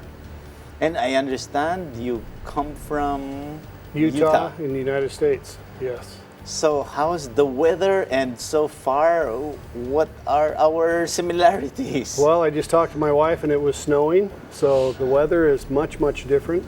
We don't have the humidity. It's wintertime in Utah right now, so similarities are the people are all looking for a solution to the high gas prices. Elmer, we were talking about, and in my introduction, I mentioned about the impact of gas prices to inflation. So far, bakit ganitong negosyo ang napili mo? Very good question po. Actually, that is the very reason kung bakit ito yung kinuha ko. Kasi yun po yung problem, or not actually a problem, but our challenge nowadays, not only here in the Philippines, but almost in the entire world. So, ang presyo po ng gasolina at diesel talagang tumataas. Bababa ng konti, tataas. So, with the help of our product po, magkakaroon tayo ng extra mileage. So, yung extra mileage, yun na po yung natitipid natin sa mga gasolinahan. Before we talk about the product, I'm sure you know the dynamics of the rising or decreasing gas prices. Even before the Russia-Ukraine war, there is already the dynamics of the rising of oil prices is there already. But in layman's terms, how can you explain that dynamics in terms of oil gas prices?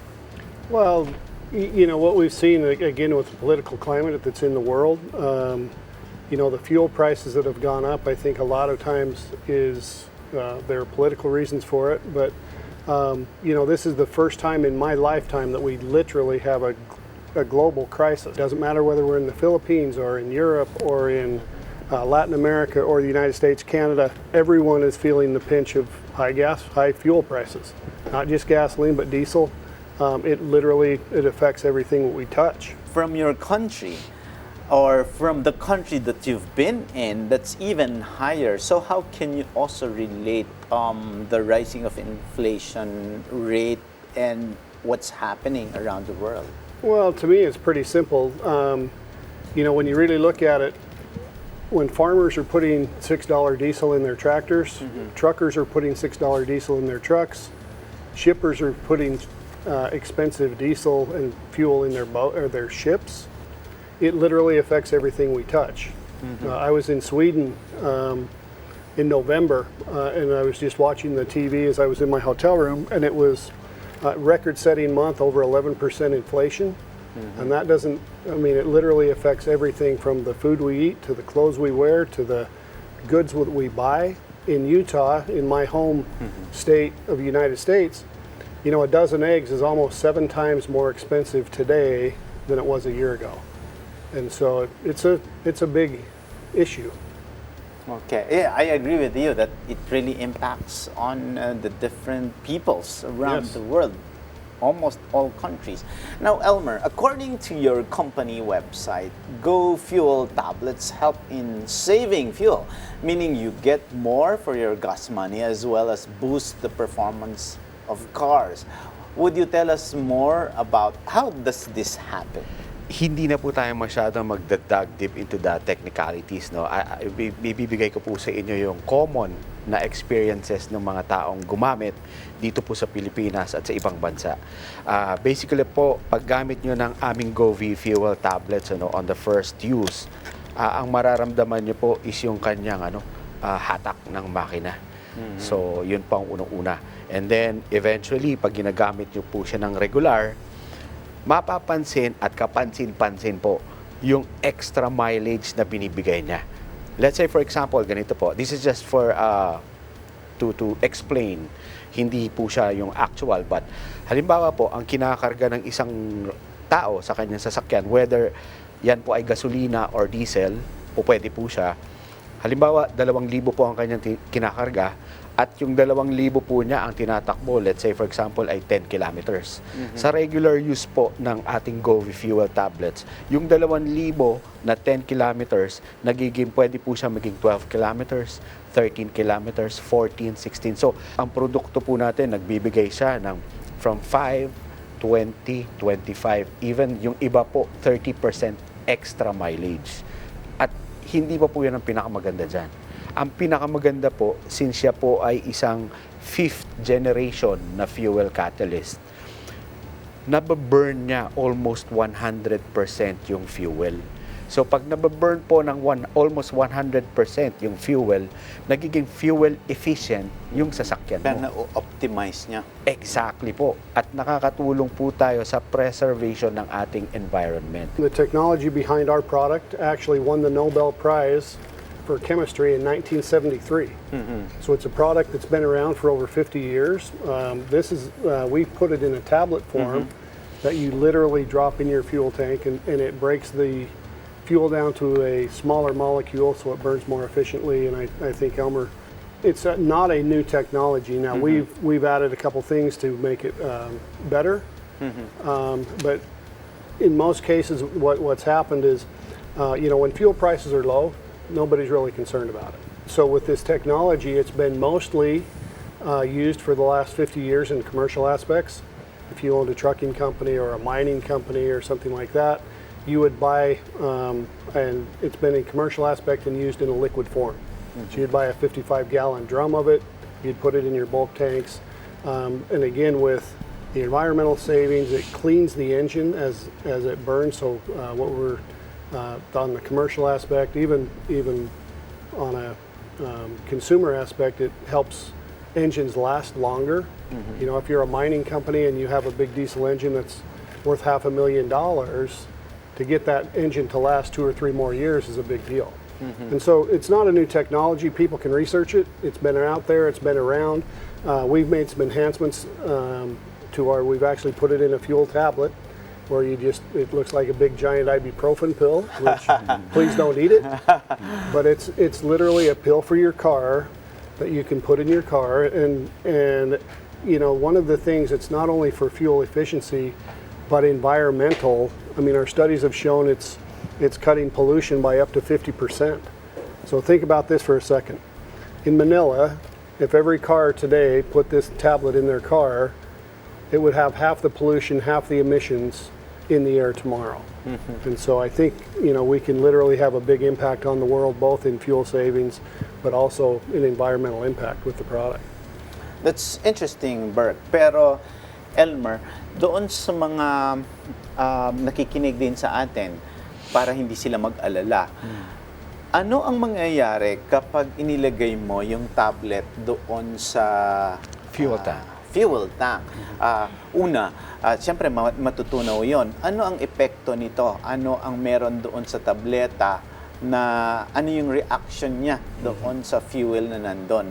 At I'm sure yung iba sa atin, siyempre, lalo na pag bago ang sasakyan mo, you have a new car, and as much as possible, you don't want to touch anything on it because you wanted to make sure that you maintain the warranty. So, ano yung mangyayari doon sa gasolina mo or sa fuel mo at doon sa engine mo? Baka sabihin nila, magka-problema ba yun? Masira ba yun? Baka siyempre i-trace nila sa tablet. Okay. Ang unang-unang ginagawa po ng Govvi fuel tablet natin, kagaya po ni sinabi ni President Burke, pag nilagay nyo na po yan doon sa tangke, sa gasolina, tapos nag-fill up kayo ng whether it's gasoline or diesel, binibreak down niya po yung molecules ng fuel. So, kagaya po nung nabanggit ko kanina, ang ginagawa niya, kasi based po sa ibang studies, kaya pala nagiging hindi fuel efficient yung ibang sasakyan kasi hindi nababurn ng almost 100% ang fuel. So, yung mga hindi po nababurn doon sa fuel na yun, siya yung nagiging residue. sa tangke at nakakasama sa makina. So ang ginagawa po ng ating Govvi MPG tablets po ngayon, binaburn niya almost 100% yung fuel. Even yung mga residue, kumbaga kung atin pong i-verbalize at lalagyan natin ng picture sa isip natin, parang kinakalkal niya pa po yung mga residue sa tangke tapos sinusunog niya. So pag nasunog niya po yun, nagiging fuel efficient yung sasakyan. Pag naging fuel efficient na po yung sasakyan, optimize din yung kanyang performance. So yun po yung ibinibigay ng produkto na Govvi sa atin. Let me read this. I think this came from you as well. The tablet is dissolved once placed inside the fuel tank. One part of gasoline is composed of octane and the other part is composed of nonane or N-octane. Later, as part of the chemical reaction, the process goes on to branch. Once branched, it causes octane and cetane to increase up to 5 points. This chemical reaction generates more power, greater efficiency, and less environmental pollution. By increasing the octane, you will obtain 15 to 20% fuel savings and your engine will work more efficiently, avoiding rattling or engine knocking. I'd like to focus on the 15 to 20% fuel savings. In your studies, of course, you said that you will add more mileage for your car and that would be equivalent to 15 to 20% fuel savings. Are there studies in terms of gasoline prices, but of course with the changing now or with the increasing, decreasing, but most of the time increasing oil prices, is this number still holds through or it also changes based on your consumption and the what's the dosage of the tablets that you have to put inside your fuel tank? Obviously, how you drive affects it. But again, across the board, as we're seeing 15 to 20% savings. And it doesn't matter on older cars, we actually see even a little bit better. And what people don't realize is it doesn't take a whole lot to be a 10 to 15% savings, 1 to 2 kilometers per liter. When you look at it from a full gas tank perspective, that's a big deal. One tablet does about 20 gallons or 80 liters. So if you put it in your gas tank pretty much every time you fill up. And it's again, across the board worldwide, we're seeing tremendous savings. Alam mo naman tayo sa Pilipinas, di ba? Parang siyempre gusto natin, makita muna natin, matry muna natin. Hindi ba nila sasabihin na, naku, baka makakasira ng ano ko yan, ng makina ko yan. May mga ganong issues ba kayo? At dito sa Pilipinas, are there actual testimonials already who are attesting to the efficacy of this product? Yes po.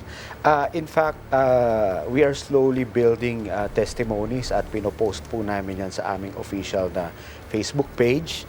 So every now and then may mga user na po kami na nagpo-post doon, nakakadagdag, gumaganda yung takbo ng makina nila. At yung kinatutuwa ko po is yung contribution natin sa society na nababawasan yung maitim na usok ng mga sasakyan. Tama. So, especially po dito sa atin sa Maynila, dito sa Quezon City, pagising mo pa lang po ang sasalubong sa atin, smog. Diba? Yeah, yes. So, I'm looking forward to the day that when we wake up one morning that we are greeted by yung hamog uli. Oh, the freshness yung of fresh, the world. fresh air uli instead of smog. I just came from Baguio and I myself didn't see that even in Baguio, but it's, And just to add po, there was this instance when I traveled to Batangas before New Year. Nagpa-full tank po ako. Hindi ko siya pinicturean yung aking yung kilometrahe ng takbo, pero na-reset ko siya sa 0. Pero vinidyo ko rin po siya. Imagine, naka-full tank po yung gas ko, actually diesel, and then nag-move lang siya sa pagiging full tank, nakatakbo na po ako ng 110 kilometers. Bago siya nag-budge sa pagiging full tank. So, to my hindi expert na observation, Dati po, pag nag-travel na ako, maya-maya gumagalaw na yung fuel gauge ko eh. Pero at that point in time, 110 kilometers na po yung tinakbo ko. Naka-video po yun bago pa siya gumalaw.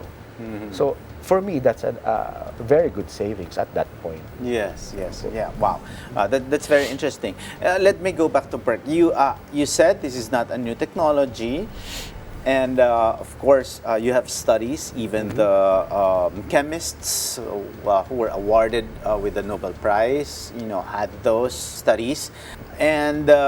Fuel tablets are not new, and it's in the global market for some time. And there are other brands, including your predecessor, Elmer. But there are some who swear by these products and benefits that they have experienced similar to yours. However, fuel additives or octane boosters have also raised a lot of eyebrows in the past and still continue to do so in all industries, correct?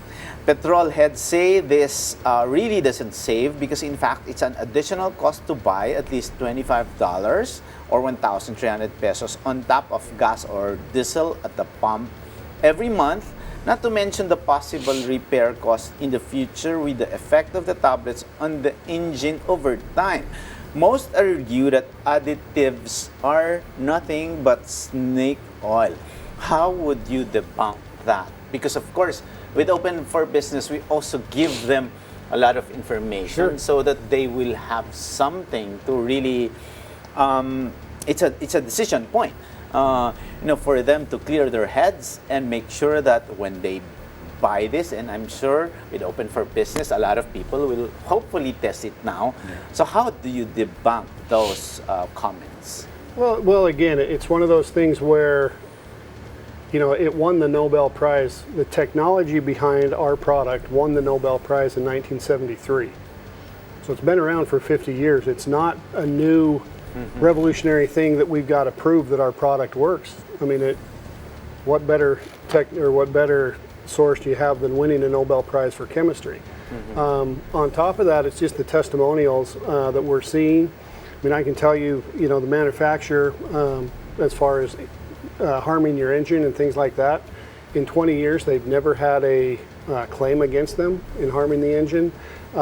We've done tests where we've pulled engines apart after using the product for an amount of time, and literally you see the difference in the carbon buildup and that sort of thing. So, I mean, people can be as skeptical as they want, but the reality of it is fuel prices are high. What are your options to do today to do something about that? And not only that, I mean, we have videos and tests and different things. For instance, we just had some people send us, it was 2 bottles of gasoline with wicks in the gasoline. One had the Govvi tab, one didn't have the Govvi tab. And you can literally, one is clear, it has a bigger flame. The other one, you can see a line of smoke coming up. And so again, which burns cleaner, which burns more efficiently? I mean, it's a very visual, very simple, very visual test, but it's one of those things that's pretty much irrefutable. The only difference is the tablet dissolved in the gasoline. I agree with you there, Burke, because of course, like any marketer would understand that if there's a pain point, you are offering a solution. Yes.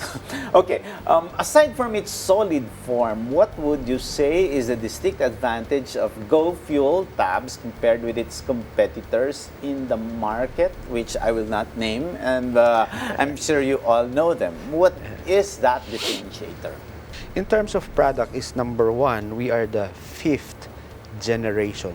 So kumbaga po, tayo yung pinaka-primera klase na formulation ngayon of the original na nagkaroon ng So Nobel pag sinabi Prize. mong 5th generation, marami nang dagdag na yun. Baka naman dahil yung Nobel formulation, iba na. Ay, hindi po. O, Ang paano kagandahan po doon, every time po kasi na gamitin natin yung term na upgrade. Every time po na nag-upgrade tayo, we make it a point na yung ina-upgrade natin will become better. Far more better. So, parang ganun po yung konsepto niya. Tapos, dito po sa Pilipinas, ang kinagandahan po niyan, we're just starting to gather yung mga resellers and yung mga possible na gustong inegosyo po ito. Pero yun ang next question. Interestingly enough, Go Fuel tablets are only available through exclusive membership. Bakit sa ganun nyo idinadaan? Why so? Don't you think that as revolutionary this product is, it should be widely available? Any plans to sell this at motor shops or petrol stations? Bakit ganun po ang business model ninyo? Unang-una po, in the US, nag-start po sila as a dropshipping business. Kasi para at least order kayo, papadala sa inyo, ganyan. Dito po sa Pilipinas, ang ginagawa po natin, mas mabilis po kasi ang acceptance pag inalok ko sa'yo ng person to person. Compared to halimbawa, nilagay natin sa isang shelf, dadaanan lang po kasi ng tao yan eh. Titingnan, hindi niya alam. Whereas kung halimbawa, lumapit po ako sa inyo, pinakilala ko ito, pinakita, pinaalam ko po sa inyo ang advantages, mas mainggan nyo po kayong gumamit, mas maintindihan ninyo at itatry ninyo. Once na itinry nyo po ito, I can guarantee you, kayo mismo, makikita, mararamdaman ninyo kung ano yung positive effect ng Go Fuel, ng Govvi MPG tablets po natin. You don't understand much Tagalog, but I knew you understood that. Okay. No, I mean, one of the things that we did, COVID changed the world. Literally, as we all know, COVID changed the world as far as shopping, as far as being able to go out, and that sort of thing. So we set Govvi up as an e-commerce subscription company. E-commerce, basically what that means is you go online, you can order it from your home. It's shipped directly to your house. And so, again, as we expand, not only in the Philippines, but on a global basis, we've purposely set it up as an e-commerce because we believe that e-commerce is the wave of the future. You know, look at what happened in 2020 where literally we couldn't leave our homes, yet packages could still be delivered and that sort of thing. So, you know, when people ask me that question, I go, well, you know, companies that are innovative and adapt are thriving. Those that don't and are doing the old form of business are struggling. And so, you know, that's the main reason why we've set it up as a person-to-person, e-commerce, subscription-based company. Yeah, interesting because in the past Open for Business episodes, we also featured a company that does drop shipping, and basically it's creating that platform where they can offer not only one product but various products or variants. Based on research, Go Fuel tabs are not the only fuel-saving additives that are being distributed via networking. Is this a trend, which I think you mentioned already, is this a trend to sell via multi-level marketing instead of mainstream shops? You somehow responded to that because you said, okay, we're ready. This is post-pandemic. We might as well do this because, you know, even if there are new variants or other new diseases that will come, you're ready. Is that the thing, or are you capitalizing on this new trend? And if this is the trend, do you think will this continue or prosper? Well, one of the things that we look at is we all know or heard of a little company called Amazon. Do you know how Amazon started? Go ahead. They were a book company. Yes. Literally, you would order your books from That's Amazon. right. And then what happened is they would ask their consumers, their subscribers, what else would you like to buy from us? And literally, we've all seen what's happened to Amazon over the years. Now you can pretty much get any product that's out there from Amazon. They're one of the largest companies on the planet today. With Govvi, we recognized a need because of the fuel prices for a fuel tablet, but we will come out with additional products. And as we do, we do what's called limited time offers, where we offer a product line. We see what our consumers, in 7 months, we've got about 25,000 subscribers at this point. And we see what they want, and we can expand the product line accordingly.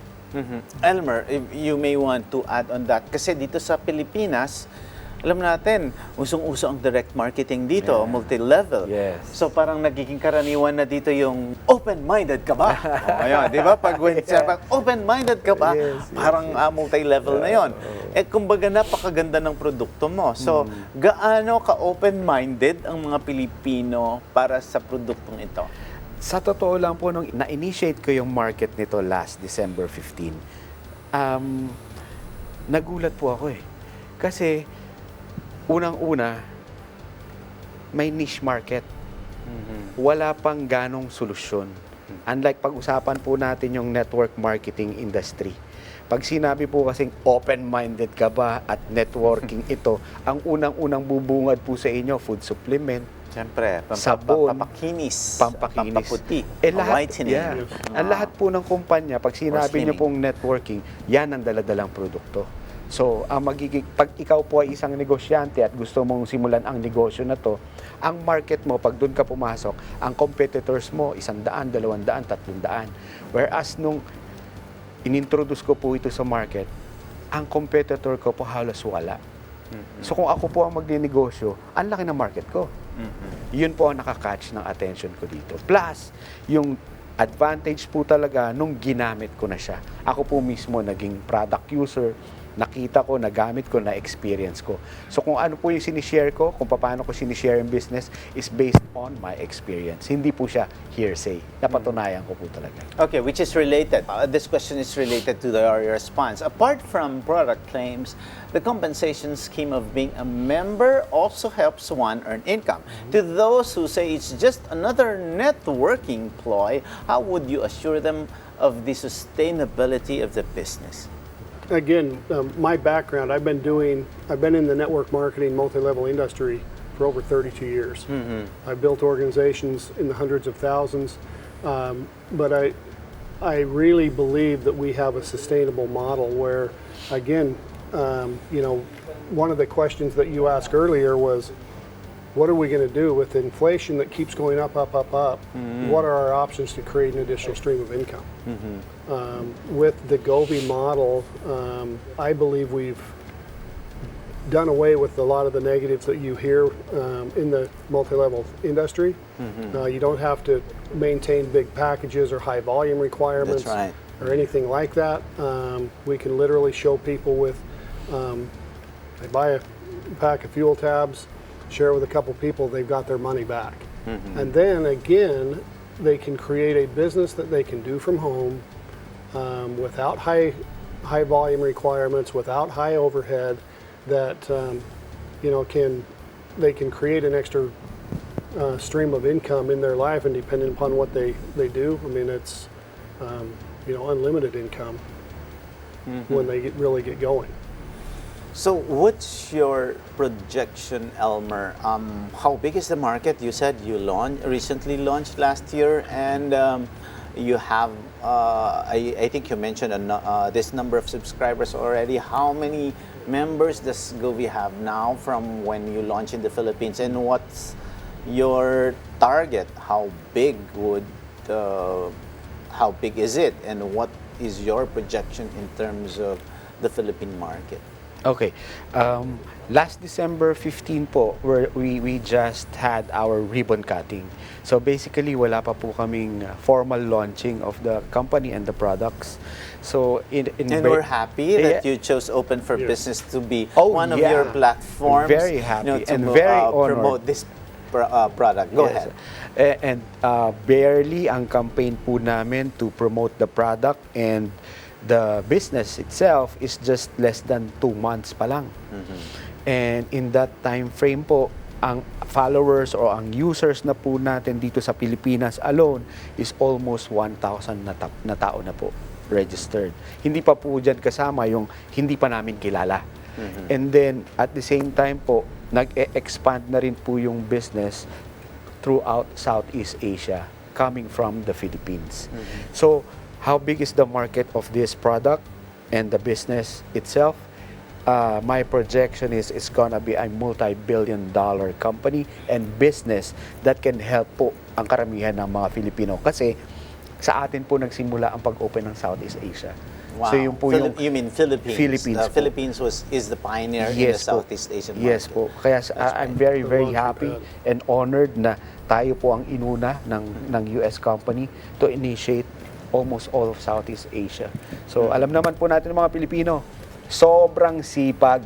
Ang kailangan lang po, right opportunity, right time. Yun lang po ang kailangan. Pag binigyan mo ng isang pagkakataon ng isang Pilipino, ay grabe. Ang gabi, gagawing araw, matrabaho lang ng todo yung kanyang negosyo. Wow, that's perfect. I hope that we will soon hear from you because, of course, we are interested about this partnership and the company as a whole. But, before we end this conversation, Burke, it's your first time here in the Philippines and you are an entrepreneur. You have lots of experience in Utah. What is it in the Philippines that you think will make it work? Well, the Philippines has always been one of the top 10 markets in the world for network marketing and business. In the network marketing industry, the models that most companies have are extremely difficult. And if those models work well in the Philippines, our model will work 10 times better. And I look at it as I've traveled all over the world.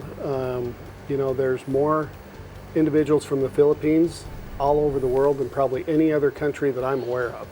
And so if I want to expand a business on a global basis, what better place to start than the Philippines, where literally there's Filipinos all over the world that we can help and bring money back to the Philippines.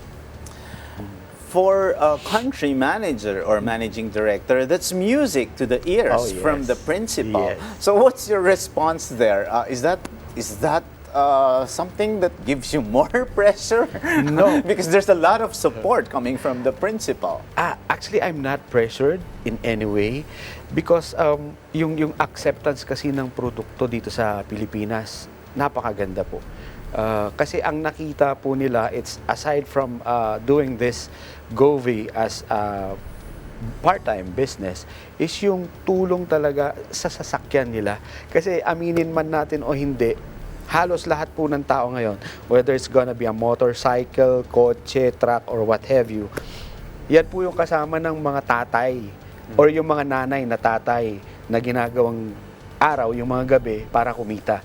So, lahat po tayo nagtitake ng mga supplements natin para sa ating sarili, pero yung kabayo natin, yung mga sasakyan, wala. So, this is the right time para suportahan, alagaan naman natin yung sasakyan natin para makapagtrabaho tayo ng dire-diretso at mabigyan natin ng magandang kinabukasan yung pamilya natin.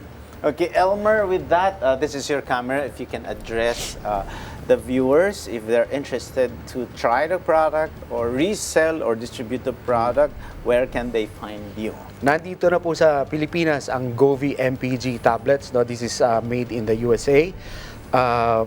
Kung gusto nyo po itong gawing negosyo or gamitin nyo lang sa inyong mga sasakyan para kahit ang sasakyan nyo po, ito, I would like to reiterate this, kung ang sasakyan nyo po ay 5, 10, 15, 30 years old, please, gamitin nyo po ang produkto na ito, malaking tulong po. Okay? Hindi lang po sa sasakyan ninyo, pati sa environment. We have headquarters here in Manila, in Philippines, nasa Ortigas po, JMT Building. And kung hindi po kayo nasa Metro Manila, you can look us up at our Facebook page, which is Govvi Philippines main page. So makikita nyo po lahat doon ng information on how to get in touch with us and how to avail this kind of product or do our business on the side. And Burke, your message to Filipinos and to all the viewers, especially in maybe, how can you inspire them to be like you, maybe a serial entrepreneur who would want to invest as well? Well, the biggest thing I'll say, I'll just answer that with a couple questions. When you look at Govvi, particularly our fuel tablet, who do you know that drives a car or truck, gas or diesel, or motorcycle, or any combustible engine that would like to save money every time they fill up the tank? The next question is, who do you know that would like to make money every time someone else fills up the tank? And so, you know, we have a model that someone can start a business. They don't have to maximize their credit cards or get a loan to start it. With a little bit of work, they can start making money. A little bit more, they can move into profitability very quickly. So, you know, get with Elmer here in the Philippines. You know, we've come in, we've invested in the market, we have an office, we've registered, we've done all the necessary things for long-term success here. So, thank you for letting us come on. This has been a very enlightening, educational conversation, and I hope that we have imparted a lot of information, knowledge, and potential opportunities for small businesses. And to our viewers, thank you so much, Elmer Thank you. and Burke. And we hope that you will come often here for sure. in the Philippines with the success of Govvi. And with that, thank you so much to our guests. Open for Business. We'll be back. Stay tuned.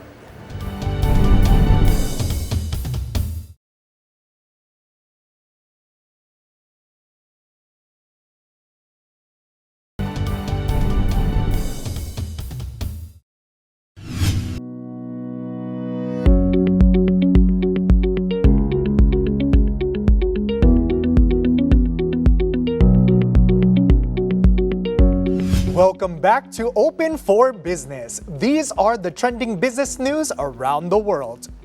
Global central banks gearing for rate hike.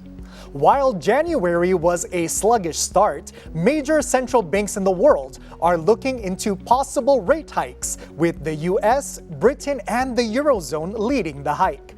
The US Federal Reserve continued its monetary tightening policy with the addition of a 25 basis points increase, and both the European Central Bank and Bank of England setting a 50 basis points hike. 6 out of 18 central banks in the world adjusted upwards, a total of 225 basis points in January.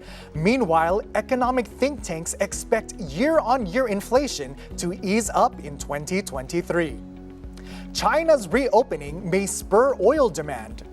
Output policies of oil producers may have to be reconsidered following a forcing demand recovery in China, according to the International Energy Agency, or IEA, Executive Director Faith Birol. Demand in China, the world's second largest oil consumer and largest crude importer, has become the biggest uncertain factor in global oil and gas markets this year, as investors wager on the rate of its recovery with the lifting of coronavirus restrictions in December. Half of the growth in global demand is expected to come from China, said IEA.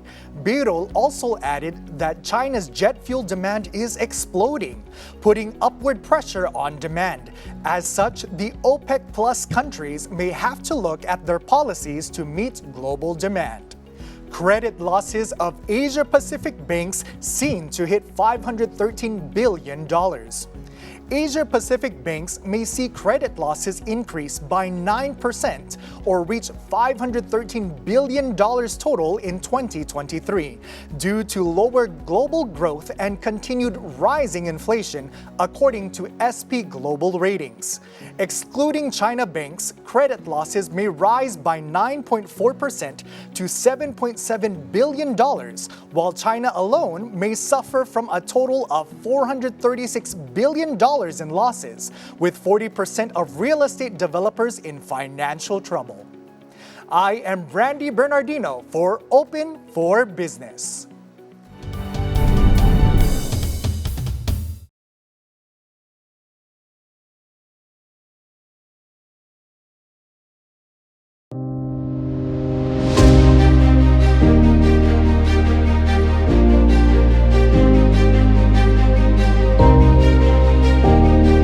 Open for Business is at the helm. Slower consumer spending in 2023. Let's now turn our attention to consumer spending here in the Philippines. According to Fitch Ratings, household spending is projected to expand by 5.5% this year, slower than the 8.2% growth forecast in 2022. Ayon pa sa Fitch, ang pagtaas ng household income ay babalikat sa consumer expenditure ngayong taon, kaya't matutugunan ng mga pamilyang Pinoy ang kanilang mga pangangailangan sa kabila ng mataas ring antas ng inflation. This consumer spending forecast is said to be in line with the Philippine economic growth. Elevated energy prices and tightening monetary policy will result in further deceleration during the forecast period, the report further stated. Ano nga ba ang nagtulak sa pag-expand ng consumer spending noong nakaraang taon? Ayon sa research, ito ay ang matatag na sektor ng paggawa na inaasahang magpapatuloy ngayong 2023. Binanggit rin sa report ang suportang ipinakita ng mga lokal na pamahalaan sa labor market. Fitch predicts a 5.4% unemployment rate during the full year of 2023. However, the problem still stands.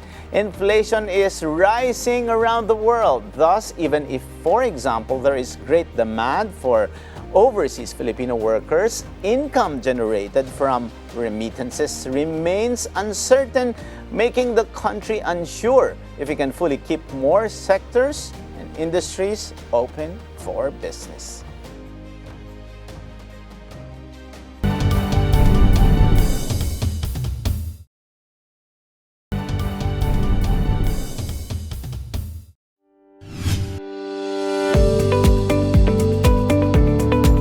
Open for Business is back, and our biz word of the week is catalyst. It is a substance that, when added to a process, increases its rate of chemical reaction, but itself remains unchanged. Catalysts have become an important part of oil refining processes and are used in refineries to improve the yield and quality of fuel.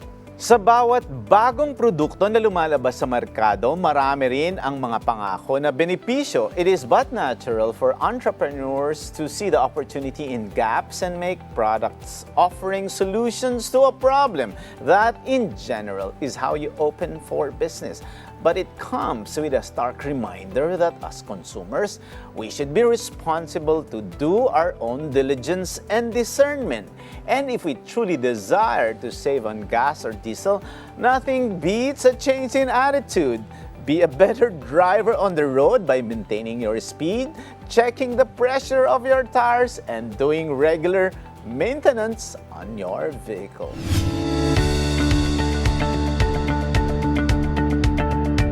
And our quote of the week is, you need to be in the position where it is the cost of the fuel that actually matters and not the cost of building the rocket in the first place. That's by Elon Musk, business magnate and investor. Thank you, Mr. Burke Green and Mr. Elmer Despi. At maraming salamat sa isang oras na naman na pagsama sa amin upang tunghayan ng isang makabuluhang usapan ukol sa negosyo dito lang sa Open for Business.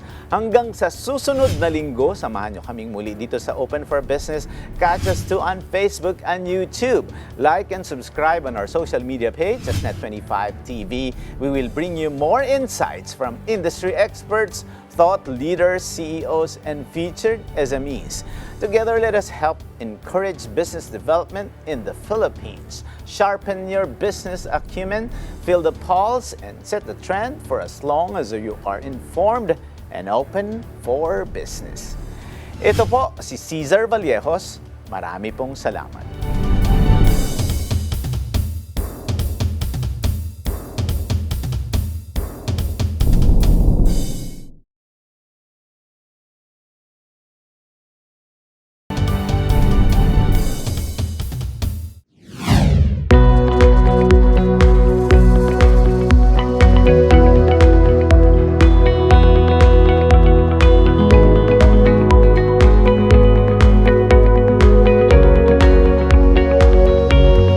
Actually, napakaganda po ng ginawa nila Ma'am Rachel at ni Sir Noli. Dahil sa amin, even me, I dream na maging marin po dati. Hanggang ngayon, marami pong mga estudyante sa amin ng mga Marines. And siyempre po, yun nga, itong makakatulong po siya sa akin ng malaki dahil yung mga agencies na nandito, they can ask for yung job fair, mag-job fair tayo para makapag-create po ng job. And sa amin, marami po talaga mga graduates na mga Marines. So yun ang pwede sa bayan namin specifically dahil napakadami pong graduates. So ito yung magkakaroon sa akin ng mga kanina, marami na po ako nakuha mga business cards sa mga kaibigan natin sa loob. So tuwan-tuwa po ako dahil sabi nila mag-recruit ka ng mga even nurse, doctor, marine, mga Japanese speaking, mga ganon. So yun po yung siguro may open up nitong mga ganitong klaseng mga expo dahil po napakaganda ng ginawa niya. Even this is the first time pero parang hindi first time po. Ang ganda po na nangyari. Magagawa na ng mga babae ang po pwedeng gawin ng mga lalaki, especially po sa mga seafarer. So usually, yung mga nandoon naman po sa mga barko, hindi lang naman palalaking trabaho. May mga cook, chef na, may mga welders na nga po, na mga babae po ngayon. So yun po, at least sa isang pamilya, nagkakatulungan ngayon ang mag-asawa. So mas malaki po yung opportunity sa mga ganun, katulad ng mga ganitong expo po sa atin.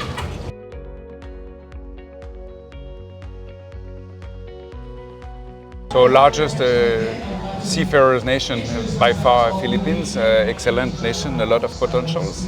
I think the events have been fantastic in a way that we start with I would say political statement and political will with discussion about what legally and from an institutional and legal perspective we can develop or can Philippines develop. Discussing with other basically flag states and so on, and a discussion all the way to very technical implementation of international conventions, so flag states and port states. It was very, from my side, it was very instructive as well. So I think the main, one of the main message I personally got from the conference was a desire from the maritime industry in the Philippines to collate capacity and use the strengths existing already to develop Philippines more than just a seafarer nation, but also a shipping nation. So having your own vessel, your stronger flag states and so on. I don't work with seafarer every day. We are an inspection company, right? But we work on vessels and we always come across necessarily a crew from the Philippines. But we have activities in the Philippines. SGS, we have big laboratories and inspection capabilities in the Philippines. Personally, I would say Philippines has all the hospitality and very nice and flexible way of working, and you see that also when you work with people from Philippines all around the world. These fantastic people to work with. So for sure, the part of the potential, I will say, of the seafaring already has been rolled out. There is for sure necessarily more to gain from this experience with seafarers to build locally a more maritime nation, for sure. Yung importance ng insurance sa mga ship owners, ship builders, lalong-lalo na sa maritime industry. Kasi ano ba ang purpose ng isang insurance? More on financial protection, peace of mind, na just in case na anything na may mga ring loss sa mga vessel nila o damage, merong insurance company that will shoulder yung mga ganyang financial crisis sa isang company. Yan ang importance ng isang insurance, lalong-lalo na sa isang maritime industry. Last 2020, still nag-increase pa ang income, ang growth ng company namin into 14 to 16% versus ng 2019. Lalong-lalo ng 2021 kasi syempre nagsimula nang magsimbalikan ulit May increase, may growth ang isang insurance company. Hindi lang Stronghold for sure, pati other insurance company.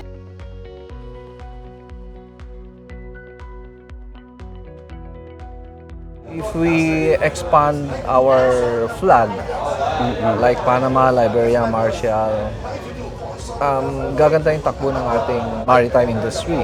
Kasi parang lumalabas, nahuhuli tayo. Or kung hindi man nahuli, kulang sa suporta. From 500 ships, it went down to 100 na ngayon. You know, when you... Yun yung sinasabing nag-sign up or yung... They left. They From left. 500, they left. Remember that if one ship registered to the Philippines, the crew will be manned by Filipino seafarers. And then, if there is a repair on that ship, they will do the repair here in the shipyard of yun ang advantage niya kapag nag-sign up dito. Yeah, right. So, employment ng Filipino seafarers, we make our shipbuilding, ship repair profitable. So, you generate employment, di ba? Even shipyard skilled people will be employed. So, tataas. So, we can do a lot of investment na kalakip nito. Una, for example, we can revive our iron and steel industry, di ba? Yeah. Kasi pag magawa ka ng barko, mag-repair ka ng barko, you need all these, So, ang daming ano. And then while the ship is doing a repair sa Pilipinas, siyempre yung mga logistics nila. So, example, if we have 3,000 ships, every 3 years, ship does a repair, di ba? So, 3,000. So, 1,000. So 1,000 in 1 year, there are 1,000 ships that we will be repairing. Malaki yan. Malaki na may tutulong. I see. And then now, yung problema natin na OBT, yung mga kadete na dapat do ng training aboard ship, makakatulong itong 3,000 ship na to kung sakaling gano'n, di ba? Parang pinaka-OJT na nila yun. Right. So, a lot of our students cannot undergo onboard training. But if we expand it, makakatulong yan. So you think this event is really something productive? Yes, because our legislators captured it. Gusto nilang, they will sponsor bill to expand our Philippine flag. Meron tayong bill pero antiquated na eh. Our bills were made 30 years, 40 years ago. Samantala yung mga top 5 countries that Panama, Liberia, Marshall ano pa yung Marshall Islands, Hong Kong, Singapore, they are very flexible. Binabago nila yung kanilang mga batas sa regulations. Madaling na-adapt doon with the times. So kunyari nagbigay sila ng incentive, sayo dadaanan pa natin sa batas. Paggawa natin ng batas will take 2 years. So instead na mag-stay sila, iwanan tayo. So, nai-employ ngayon sa iba yung capture ng ibang flag registry.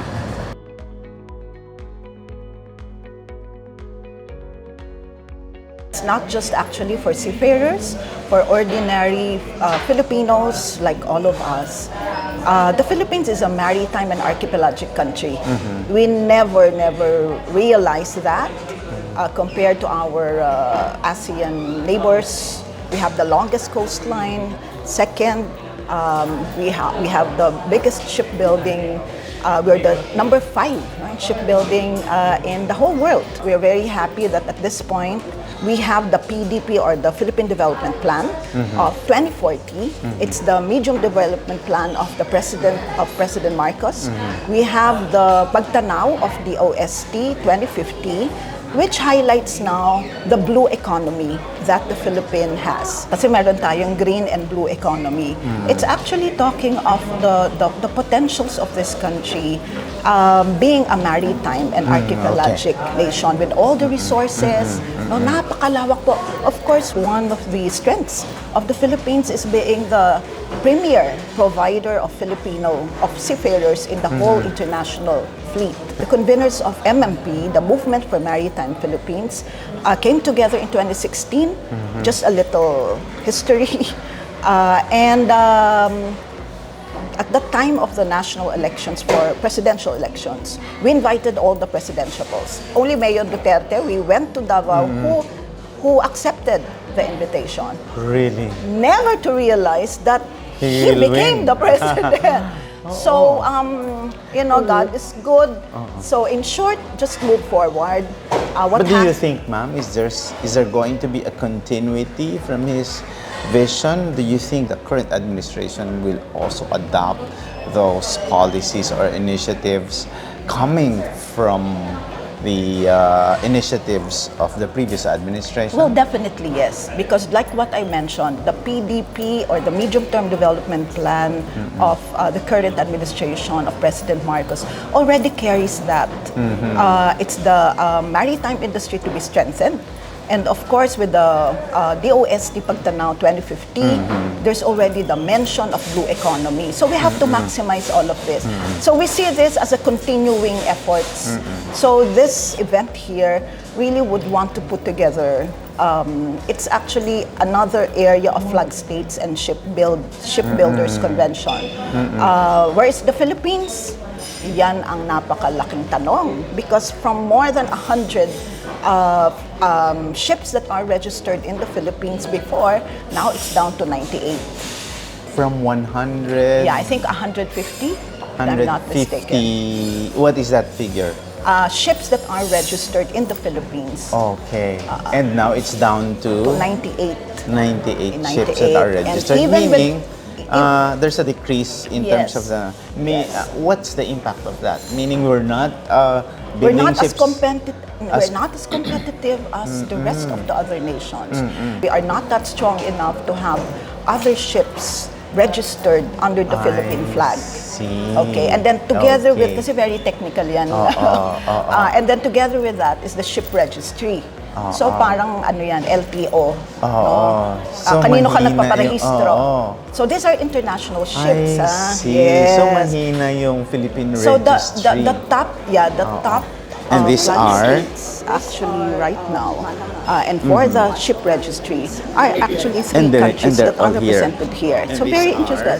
These are Panama, Marshall Islands, and Liberia. The whole point is, what is it for us? Yes, we're no longer number one in the, of course, but we are the premier provider of seafarers in the whole world. But in terms of registry, yun nga sinasabi mo bumababa. Pero ano ang nawawala sa atin pag hindi sa atin nagpaparegister? Well, malaking opportunities na nawawala kapag hindi registered. Because ang responsibility kapag ikaw ay kung ikaw isang flag state, actually meron naman tayo, no? We're 98. Pero mas marami kasi yung iba. Actually, that's good business for the Philippines if we can only do that. And remember... So, ibig sabihin, we can provide more seafarers pag registered sa atin. We can... Yes, of course. There's a lot more that we can have. But, marami rin kasing kasabayan. We have to strengthen our infrastructures, our ports. Yeah. The port situation is not that good. So, ang daming sanga-sanga na. Which leads me to... Which leads us now to sinasabi natin. And you mentioned earlier, ma'am, na parang marami ding problema. If you can cite at least three, kahit yung three issues. Which issues? Three problems na nakikita mo na major ng maritime industry. Ano yun? Actually, number one really that I see, the MMP really formed ourselves. We're different associations. What we see is we need to mainstream maritime industry in the Philippines. Okay, one big question is we are not. Even if we are a maritime archipelagic country, the agenda does not speak well of the programs and the plans as a maritime nation.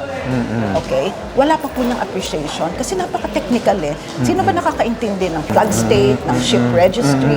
Aaralin mo yan. And who are we talking about? We're talking about the legislators.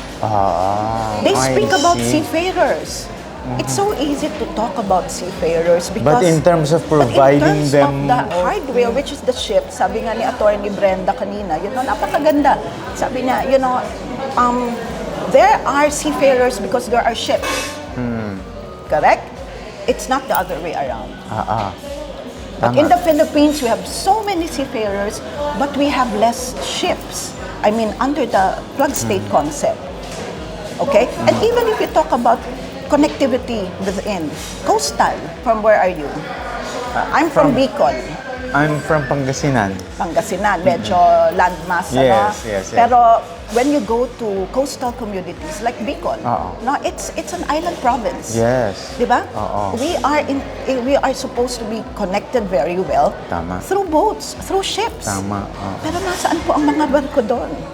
So how do people move?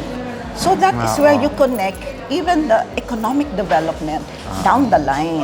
So that's what we're saying. It's number one, you have to mainstream. Even legislators, executive officials should understand how important it is. And that is where shipbuilding, ship repair comes in. From mariners in Legazpi, we actually contribute very good officers to the industry. But they go outside. They go to international fleets. Tanungin mo, do they serve the domestic shipping? Kawawa po. Domestic shipping industry needs to be supported as well. Because when you talk of movement of goods, movement of people in a maritime country, you need ships. Seafarers cannot serve diba? Without ships. And these are not just ships, these are quality ships. Number two, another thing, do we have a strong steel industry? Wala po.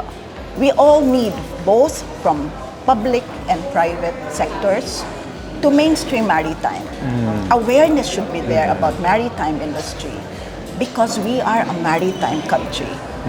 Huwag po nating kalimutan yan. Number two, we need champions for the industry. And with these legislators who were with us this morning and who will be coming in today, we would like them to be also made aware of not just seafarers' concerns. That has always been talked about. We want to talk about how we can really strengthen the maritime industry from ships to seafarers. So never forget the hardware because hardware plays a very critical role to complement the software needs. The software is a human resource, our seafarers. It's the manpower. But you know, the seafarers, hindi lang din sila, marami po, shipbuilders, welders, marami po yan. Maritime education and training, even for logistics. Lahat po yan, port facilities, but that has never been discussed. And it's too technical. In fact, ang challenge namin, let's make this really a more, an exercise that will attract more. That's right. Even students from the grade 1. Marine environment is also such a very important issue. You know, maybe it will also be good for Net 25 to also play its own role. And we welcome that. As a matter of fact, this is really an eye-opener. I hope to see you again later on, ma'am, and we wish you the best. And of course, Open for Business is it's a program that really provides a lot of information and knowledge that we would want also our viewers to understand. And we will look forward to your presentation. Thank you so much. Thank you so much. Thank you.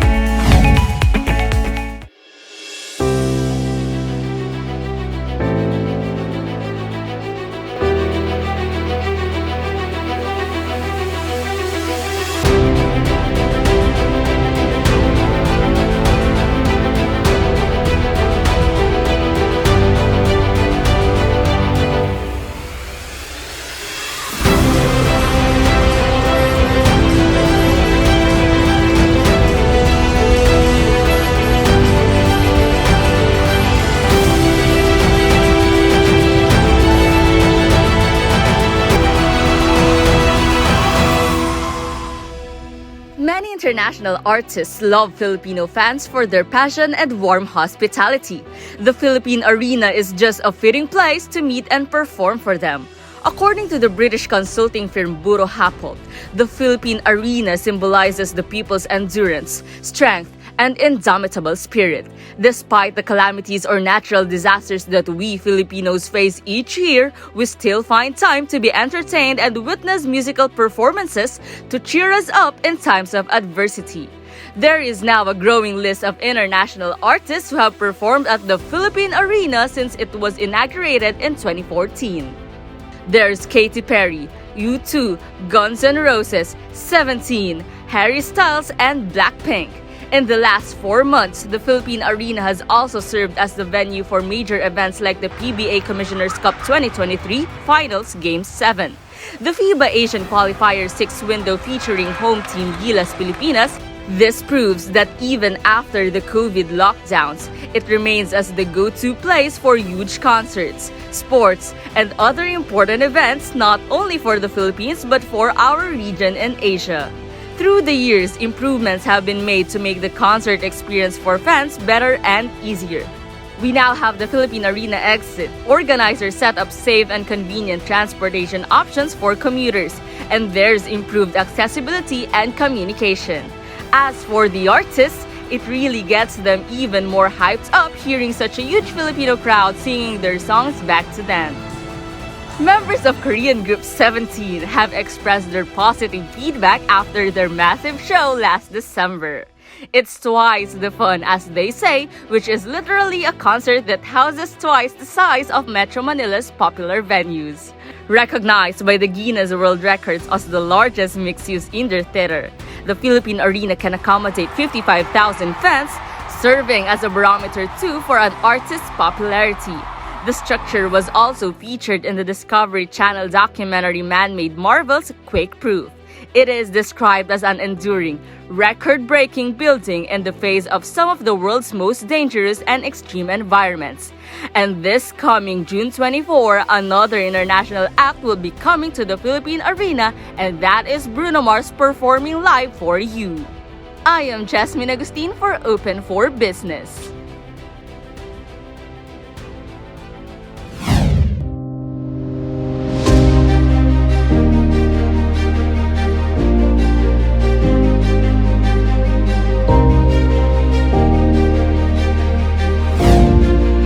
Open for Business is at the helm, constitutional amendments that will benefit the economy.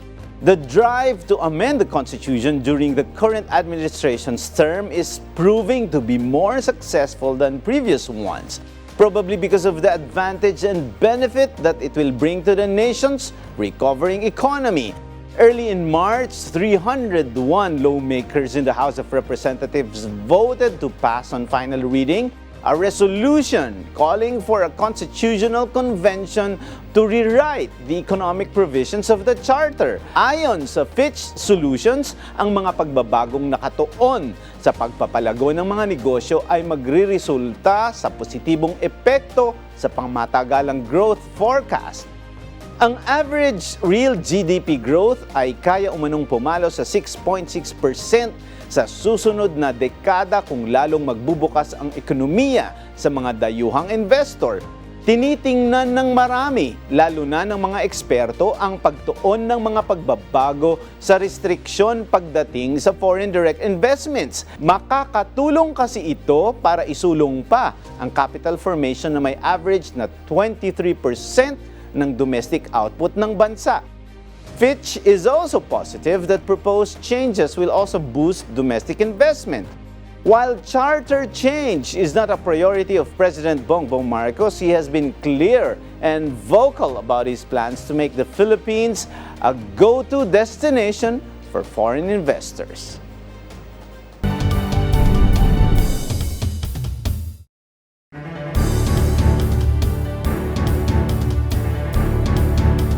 Ang Best Public Affairs Program.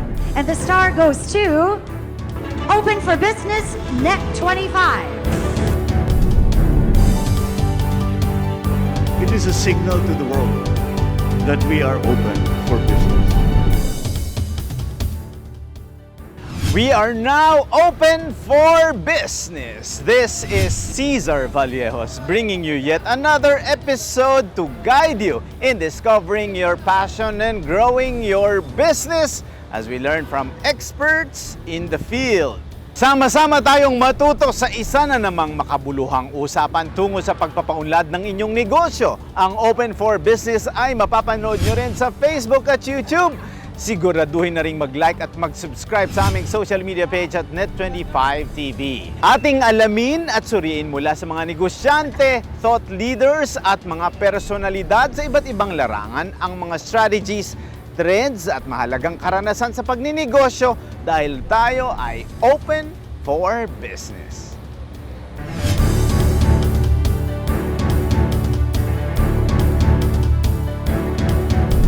As an archipelago, the maritime industry in the Philippines is very significant. It is almost second nature for our country to have seafarers and shipbuilders as a thriving profession. How much support and recognition does the maritime industry get? What are the issues surrounding this sector? What is the future for our seafarers and shipbuilders alike? On this episode, we are sailing full steam ahead.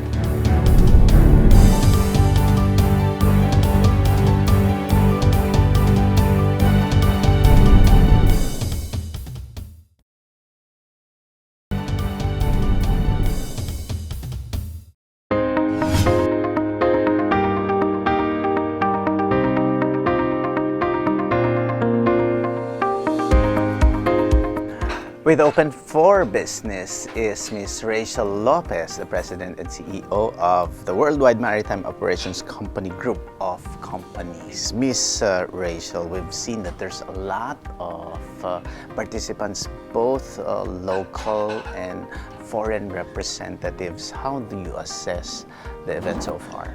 After of how many months of preparations, coordinations, brainstorming, talagang finally ito na, and sobra kaming natutuwa ng husband ko na we were able to pull it off talaga, and with the support of the maritime industry, and not only the maritime industry but also different flags states. They just flew here just to attend the 2-day conference. So it's a very big thing for us talaga. Kaya sobrang masayang-masaya kami kasi talagang this event was a success talaga. We're so really proud of the role of Filipino seafarers in the respective countries. How many are attending from the outside, from other nations? And how many are the local representatives? Actually, estimated for the local around 3,000 per day. And based on our stat, we have all the higher officials of different countries like Panama, Marshall, Liberia, Singapore. With some of the embassies are here also.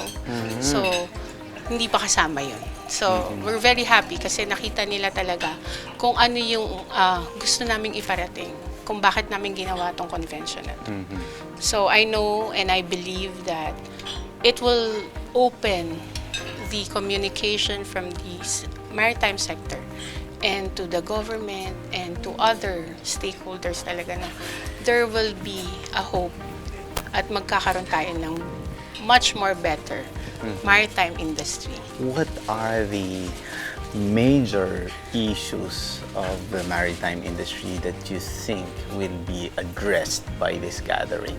Actually, one of the problem that we are facing is the standardization of the train, which is the threat about EMSA for the Filipino seafarers. So basically, we have 50,000 officers that might losing their job if ever that we're not going to pass EMSA.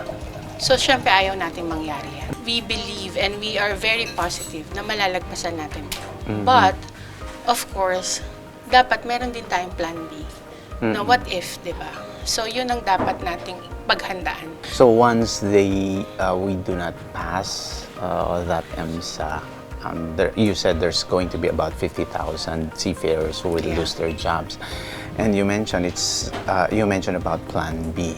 Any ideas on that Plan B na naiisip ng gathering na ito? Actually, marami. Kasi unang-una, we have to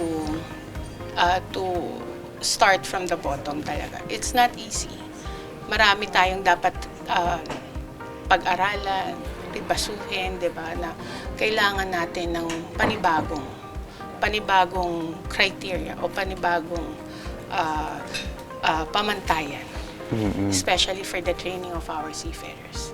So yun, para at least makakompete tayo. Kasi number 1 provider ang Philippines for the Filipino for different flag states and different vessels, no? Number 1 ang Filipino. Ilan libo ang nakadeploy na Filipino seafarers globally. So imaginein mo, we are the number 1, di ba? Staffing ng seafarers, Pilipinas. So, syempre parang computer lang yan eh. Di ba, yearly nag-a-update. Parang si Apple, si Mac, di ba, nag-a-update. So, ganun din ang seafarers natin. So, kailangan we have to follow. We have to nurture them. Pero not to the point na sobrang dami, na to the point na hindi naman talaga kailangan. Ito ang dapat natin tutukan. Kasi marami ang pwedeng makatulong sila ng malaki sa industriya natin sa Pilipinas. So, yun lang yung naman yung ating mga hinihiling, nilalabi, kumbaga. But we suggest talaga na to have a very serious dialogue between the stakeholders and the government na talagang responsible for it, na talagang matutulungan ang industriya. Kasi by then, naniniwala ako putting this event will open a lot of doors. Ito na yung simula So, kailangan, di ba, we done our part. So, kailangan na lang natin i-channel yan sa mga tamang tao. So, yun lang naman. Yun lang ang gusto natin. But, we are always concerned about the welfare of the Filipino seafarers. Kahit ako and my husband. Malapit sa puso ko yan kasi dyan ako nagsimula. So, I really value and honor them kung what are the things they bring to the country. Kaya sabi ko, napaka-importante na mabigyan natin sila ng maganda at maayos na pagtatrabaho nila sa dagat, di ba? Yes. With the seafarers addressing several markets, who is the biggest market of Filipino seafarers in the world? And are they here as well? Actually, some of the, like the cruise line, majority of the Filipino seafarers are being working in a large cruise line. Nandito rin sila. We have V-Ship, we have Magsaysay, we have NYK. So itong mga to, talagang they're very serious in getting Filipino and they love Filipinos. So kailangan talaga na mas mapaunlad, lalo ngayon this year, nakafocus ang ating government in employing a lot of Filipino seafarers for cruise line. And I believe and just the other day, I think the DOT Secretary welcomed a cruise line and the several tourists here. Actually, Undersecretary Sarmiento just flew back from Taiwan. They had this MOA agreement. I see. Gusto naming ibigay ito para sa mga Filipino seafarers natin na huwag silang mawawala ng pag-asa. Kasi andito kami, magtutulong-tulong kami lahat sa industriya para mapaganda ang posisyon natin. Wow. Maposisyon ng mga beloved seafarers natin.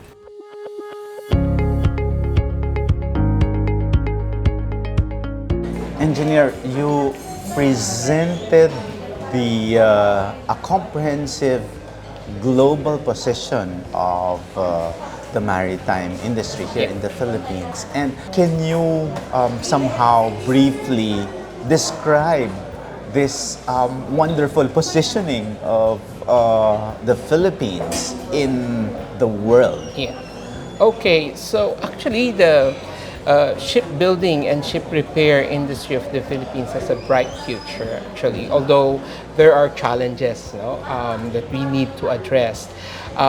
First, we have sustained our top position, one of the top positions as shipbuilding nations in the world after China, Korea, and Japan. We have actually also enticed some foreign investors to tie up with other local shipyards in the Philippines to locate their shipyards here. We have a proposal to pass, of course, a bill that will develop the shipbuilding industry, that will include, among others, the incentives for the SBSR industry. Well, of course, we want also to modernize and upgrade the facilities of the SBSR or the shipyards in the Philippines. And of course, incentives also for green shipyards and green ships, for producing green shipyards and green ships. So, and a lot more under this proposed shipbuilding development act. Engineer, one of the insights that I was getting was that, okay, when we talk of seafarers, we have a lot. I think I saw in your data that's about 300, close to 300, 345,000. Oh, and then also that is basically human resource. Pero pagdating daw sa sa shipbuilding naman, parang yung hardware natin, yun ang wala. Oo, our infrastructure, everything related to shipbuilding, and they're being taken by other countries. Other countries, like before the pandemic in 2019 and before Hanjin were bankrupt in 2019. The one in Subic. We have around 40,000 shipyard workers across the nations. And most of this are employed by Hanjin, the biggest shipyard, foreign shipyard locator here in the Philippines. And what happened to that 40,000? So 40,000 now. After the pandemic, it's 18,000 shipyard workers. Across the nations. Now, of course, aside from the bankruptcy of Hanjin, pandemic also. So, pag ganun, sir, what other opportunities can they have? Are you looking at, maybe because of the pandemic, things will get better and then they'll be, or were they already hired by the other shipbuilders? We're positive that it will become better. And, of course, we are promoting our shipbuilding and ship repair, encouraging more foreign investors. Like, for instance, a French shipyard will be locating here in the Philippines and will be having a joint venture also with local Filipino shipyards in the Philippines. So this would be the start of regaining back the lost workforce in the shipbuilding, ship repair industry. Hopefully, we'll be more than 50,000 shipyard workers. And we will, reskill and upskill shipyard workers. Tapos, engineer, what's the impact in terms of, di ba parang, do you have figures already how much is its contribution to GDP, mga ganyan? Or is it very minimal yet? That is what we're working with PSA, with Philippine Statistics Administration, to come up with the statistics of how much this industry is contributing to our economy. So halimbawa kasi, kunyari, kung seaman ka, yung napupunta yung service mo, o kaya parang gano'n, o kaya yung remittance mo na lang, gano'n ba yan? So hindi talaga, it's not dissected or categorized in that sector. Because right now, it's under manufacturing and it's not breakdown as shipyards. So we don't know exactly how much the shipbuilding is contributing, but we are actually collaborating with PSA and providing them the necessary data requirement that we need to know exactly how much the SBSR industry is contributing. Pero yung manufacturing malaki, di ba? Parang it has a huge contribution to, ano yung ano niya? Parang, you remember the figure? I cannot. But it's lumped under. But it's lumped under manufacturing. Yeah, manufacturing. Okay. Now, sir, Maritime is they are in different sectors kasi it's distributed, and we want to have one maritime industry data that will know exactly that this is the amount. Yes. Now, engineer, if there are 2 or 3 main issues na actionable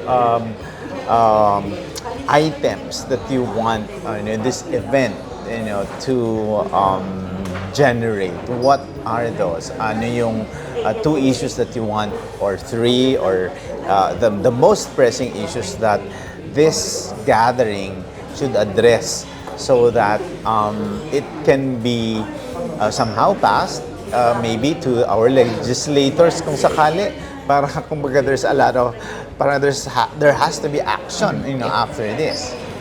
Yeah, of course, our concern is to have better SBSR, shipbuilding, ship repair industry. So the bill that we are proposing, which is the shipbuilding building development could probably boost And what the are the industry. salient points of that? Well, it includes everything: incentives, manpower, skills development, research and development, construction of naval floating assets, and government boats and vessels. Not only building of merchant ships that we are after, we are also considering building of our own naval fleet and government boats also. What's your outlook? We know that you mentioned we just came from the pandemic, and somehow things are going back to normal because of the opening of the economies, not only in the Philippines but in different parts of the world. Do you see it growing? Do you see more ships to be produced here, repaired, or are we expecting more seafarers shipyard workers leaving the country and working somewhere else? Yeah, as a maritime nation, as what I've said, we'll have a big potential and opportunity also here in our country. And after the pandemic, we have realized that we need to work together. That's why the first way forward there is to adopt a whole of nation approach. Government and private sector to collaborate in order to come up with a win-win solution to address the issues and concerns or the challenges of the industry. That's amazing because it looks very foreign. It looks like the yachts that we see on mainstream television. How can you explain that? Well, I think it's all down to the passion of the president. The president of Revere Road Yacht Design Construction is from Mariveles in Bataan, and he grew up with the love of yachts, and he has learned naval architecture through international companies. Is now here operating in the Philippines for the past 20 odd years, building yachts, building boats, building all sorts of marine-going craft. What's the market here in the Philippines, and who are you catering to? We're catering internationally. That's it. I mean, there's no boundaries, no limits. We can cater for overseas. What it is that we come up with the concept, the naval architect designer for you. We can put it through class, we can put it through whatever flag you want. So therefore, you can have a boat built here in the Philippines, but you can have it registered in Panama, you can have it registered in Turks and Caicos, in Gibraltar, wherever in the world you wish to have it registered, you can have it registered there. So technically, like as far as the Philippines is concerned, it's an export. Even though it's built here, it's an export. In terms of the market that you address, where is the biggest demand for yachts? Internationally, it could be either Europe or America. Even now in Asia, the new economies coming and rising, we're finding a market here as well. It's constantly evolving and changing, of course. So we just cater to whoever does ask.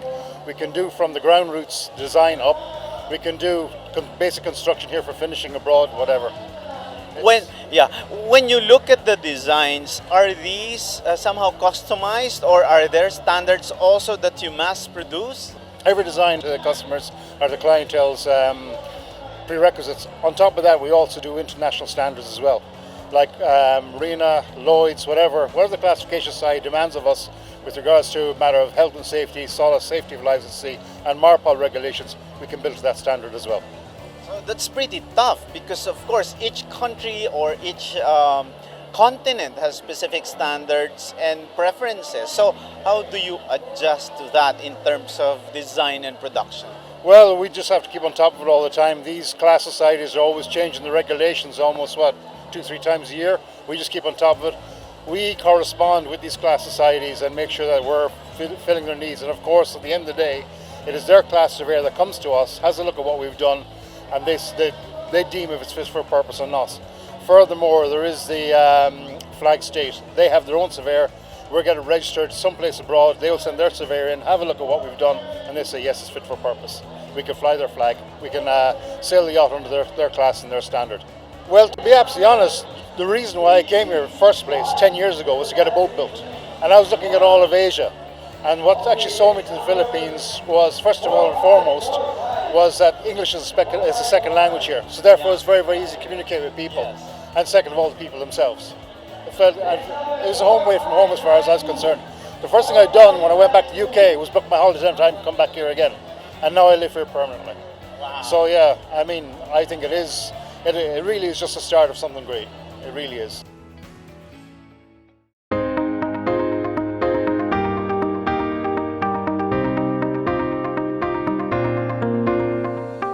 Captain, there's a lot of history between Philippines and Panama, and of course, in this industry that we're in, there's a strong connection already. So what do you see, and what's your reaction that here is a gathering, there's a lot of exhibitors, stakeholders who join together and discuss and are discussing various issues that affect the industry. What's your insight on that? Yeah, this Expo Maritime Philippines, I think, is a good opportunity to get all together again.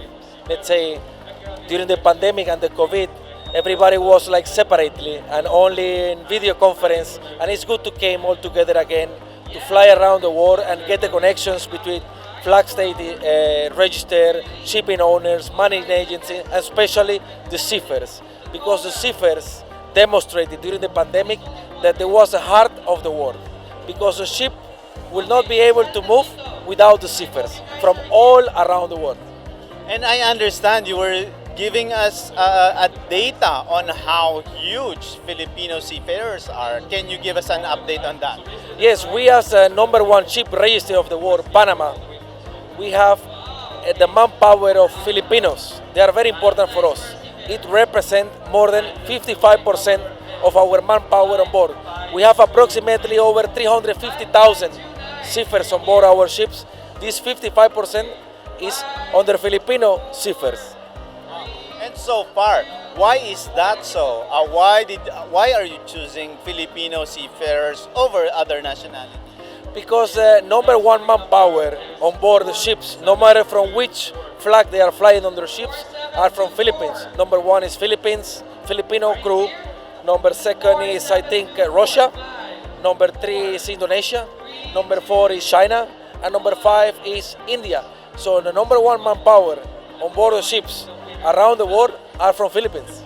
So what do you think is the competitive advantage of Filipino seafarers? Is it the language? Is it the adaptability? Is it the skill?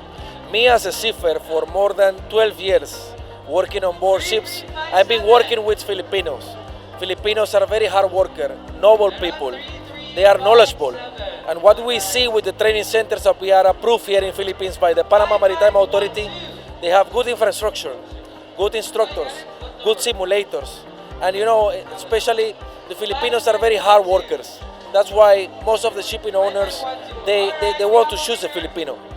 Wow, perfect. Thank you very much, sir. But before we finish this conversation, I'd like to ask, with the ending of the pandemic, although a lot of people are saying that the pandemic is still there, we still experience the impact of geopolitical events.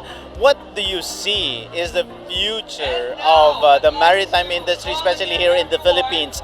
Are you here to open more opportunities, invite businesses, invite seafarers?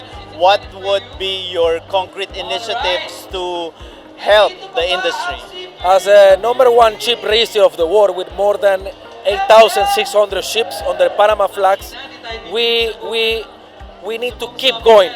The pandemic demonstrated that the maritime sector was, together with the seafarers, the heart of the world. The medicines, the goods, the people was moving on board ships. But ships are important, but more important are the seafarers because they are the ones who operate the ships. Perfect. Sir, that's your camera, your message to the Filipino seafarers, and what is it that they would have to do so that they will continue, getting, exploring, and continuing their enhancement because right now we see that there are a lot of trainings. I see also a lot of students who have great potential to be great seafarers as well. Keep studying, keep dreaming, and keep with the hard work. This is my message to the new generations that are the one who will replace the ones that are, let's say, getting older and retired. keep the way that they are doing. Thank you very much. Open for Business will be back. Stay tuned.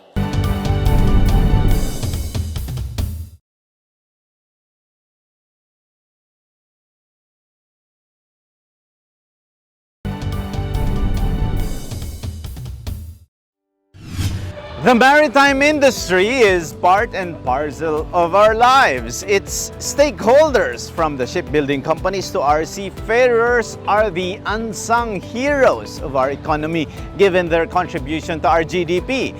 It is high time that an exhibition such as the Flag State and Shipbuilders Convention and Expo Maritime Philippines to be in the forefront, to be the buoy to keep the industry relevant and be birthed. Kudos to the Worldwide Maritime Operations Company for this initiative, and we wish you continued success so that our businesses remain open.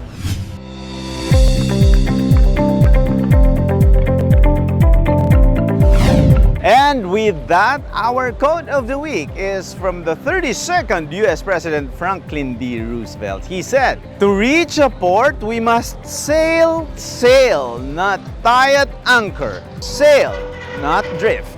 Maraming salamat sa isa na namang oras na pagsama ninyo sa amin upang tunghayan ng isang makabuluhang usapan ukol sa negosyo dito lang sa Open for Business. Hanggang sa susunod na linggo, samahan nyo kaming muli dito sa Open for Business. Catch us too on our Facebook and YouTube. Like and subscribe on our social media page at Net25TV. We will bring you more insights from industry experts, thought leaders, CEOs, and featured SMEs. Together, let us help encourage business development in the Philippines, sharpen your business acumen, feel the pulse, and set the trend for as long as you are informed and open for business. Ito po si Cesar Vallejos. Marami pong salamat.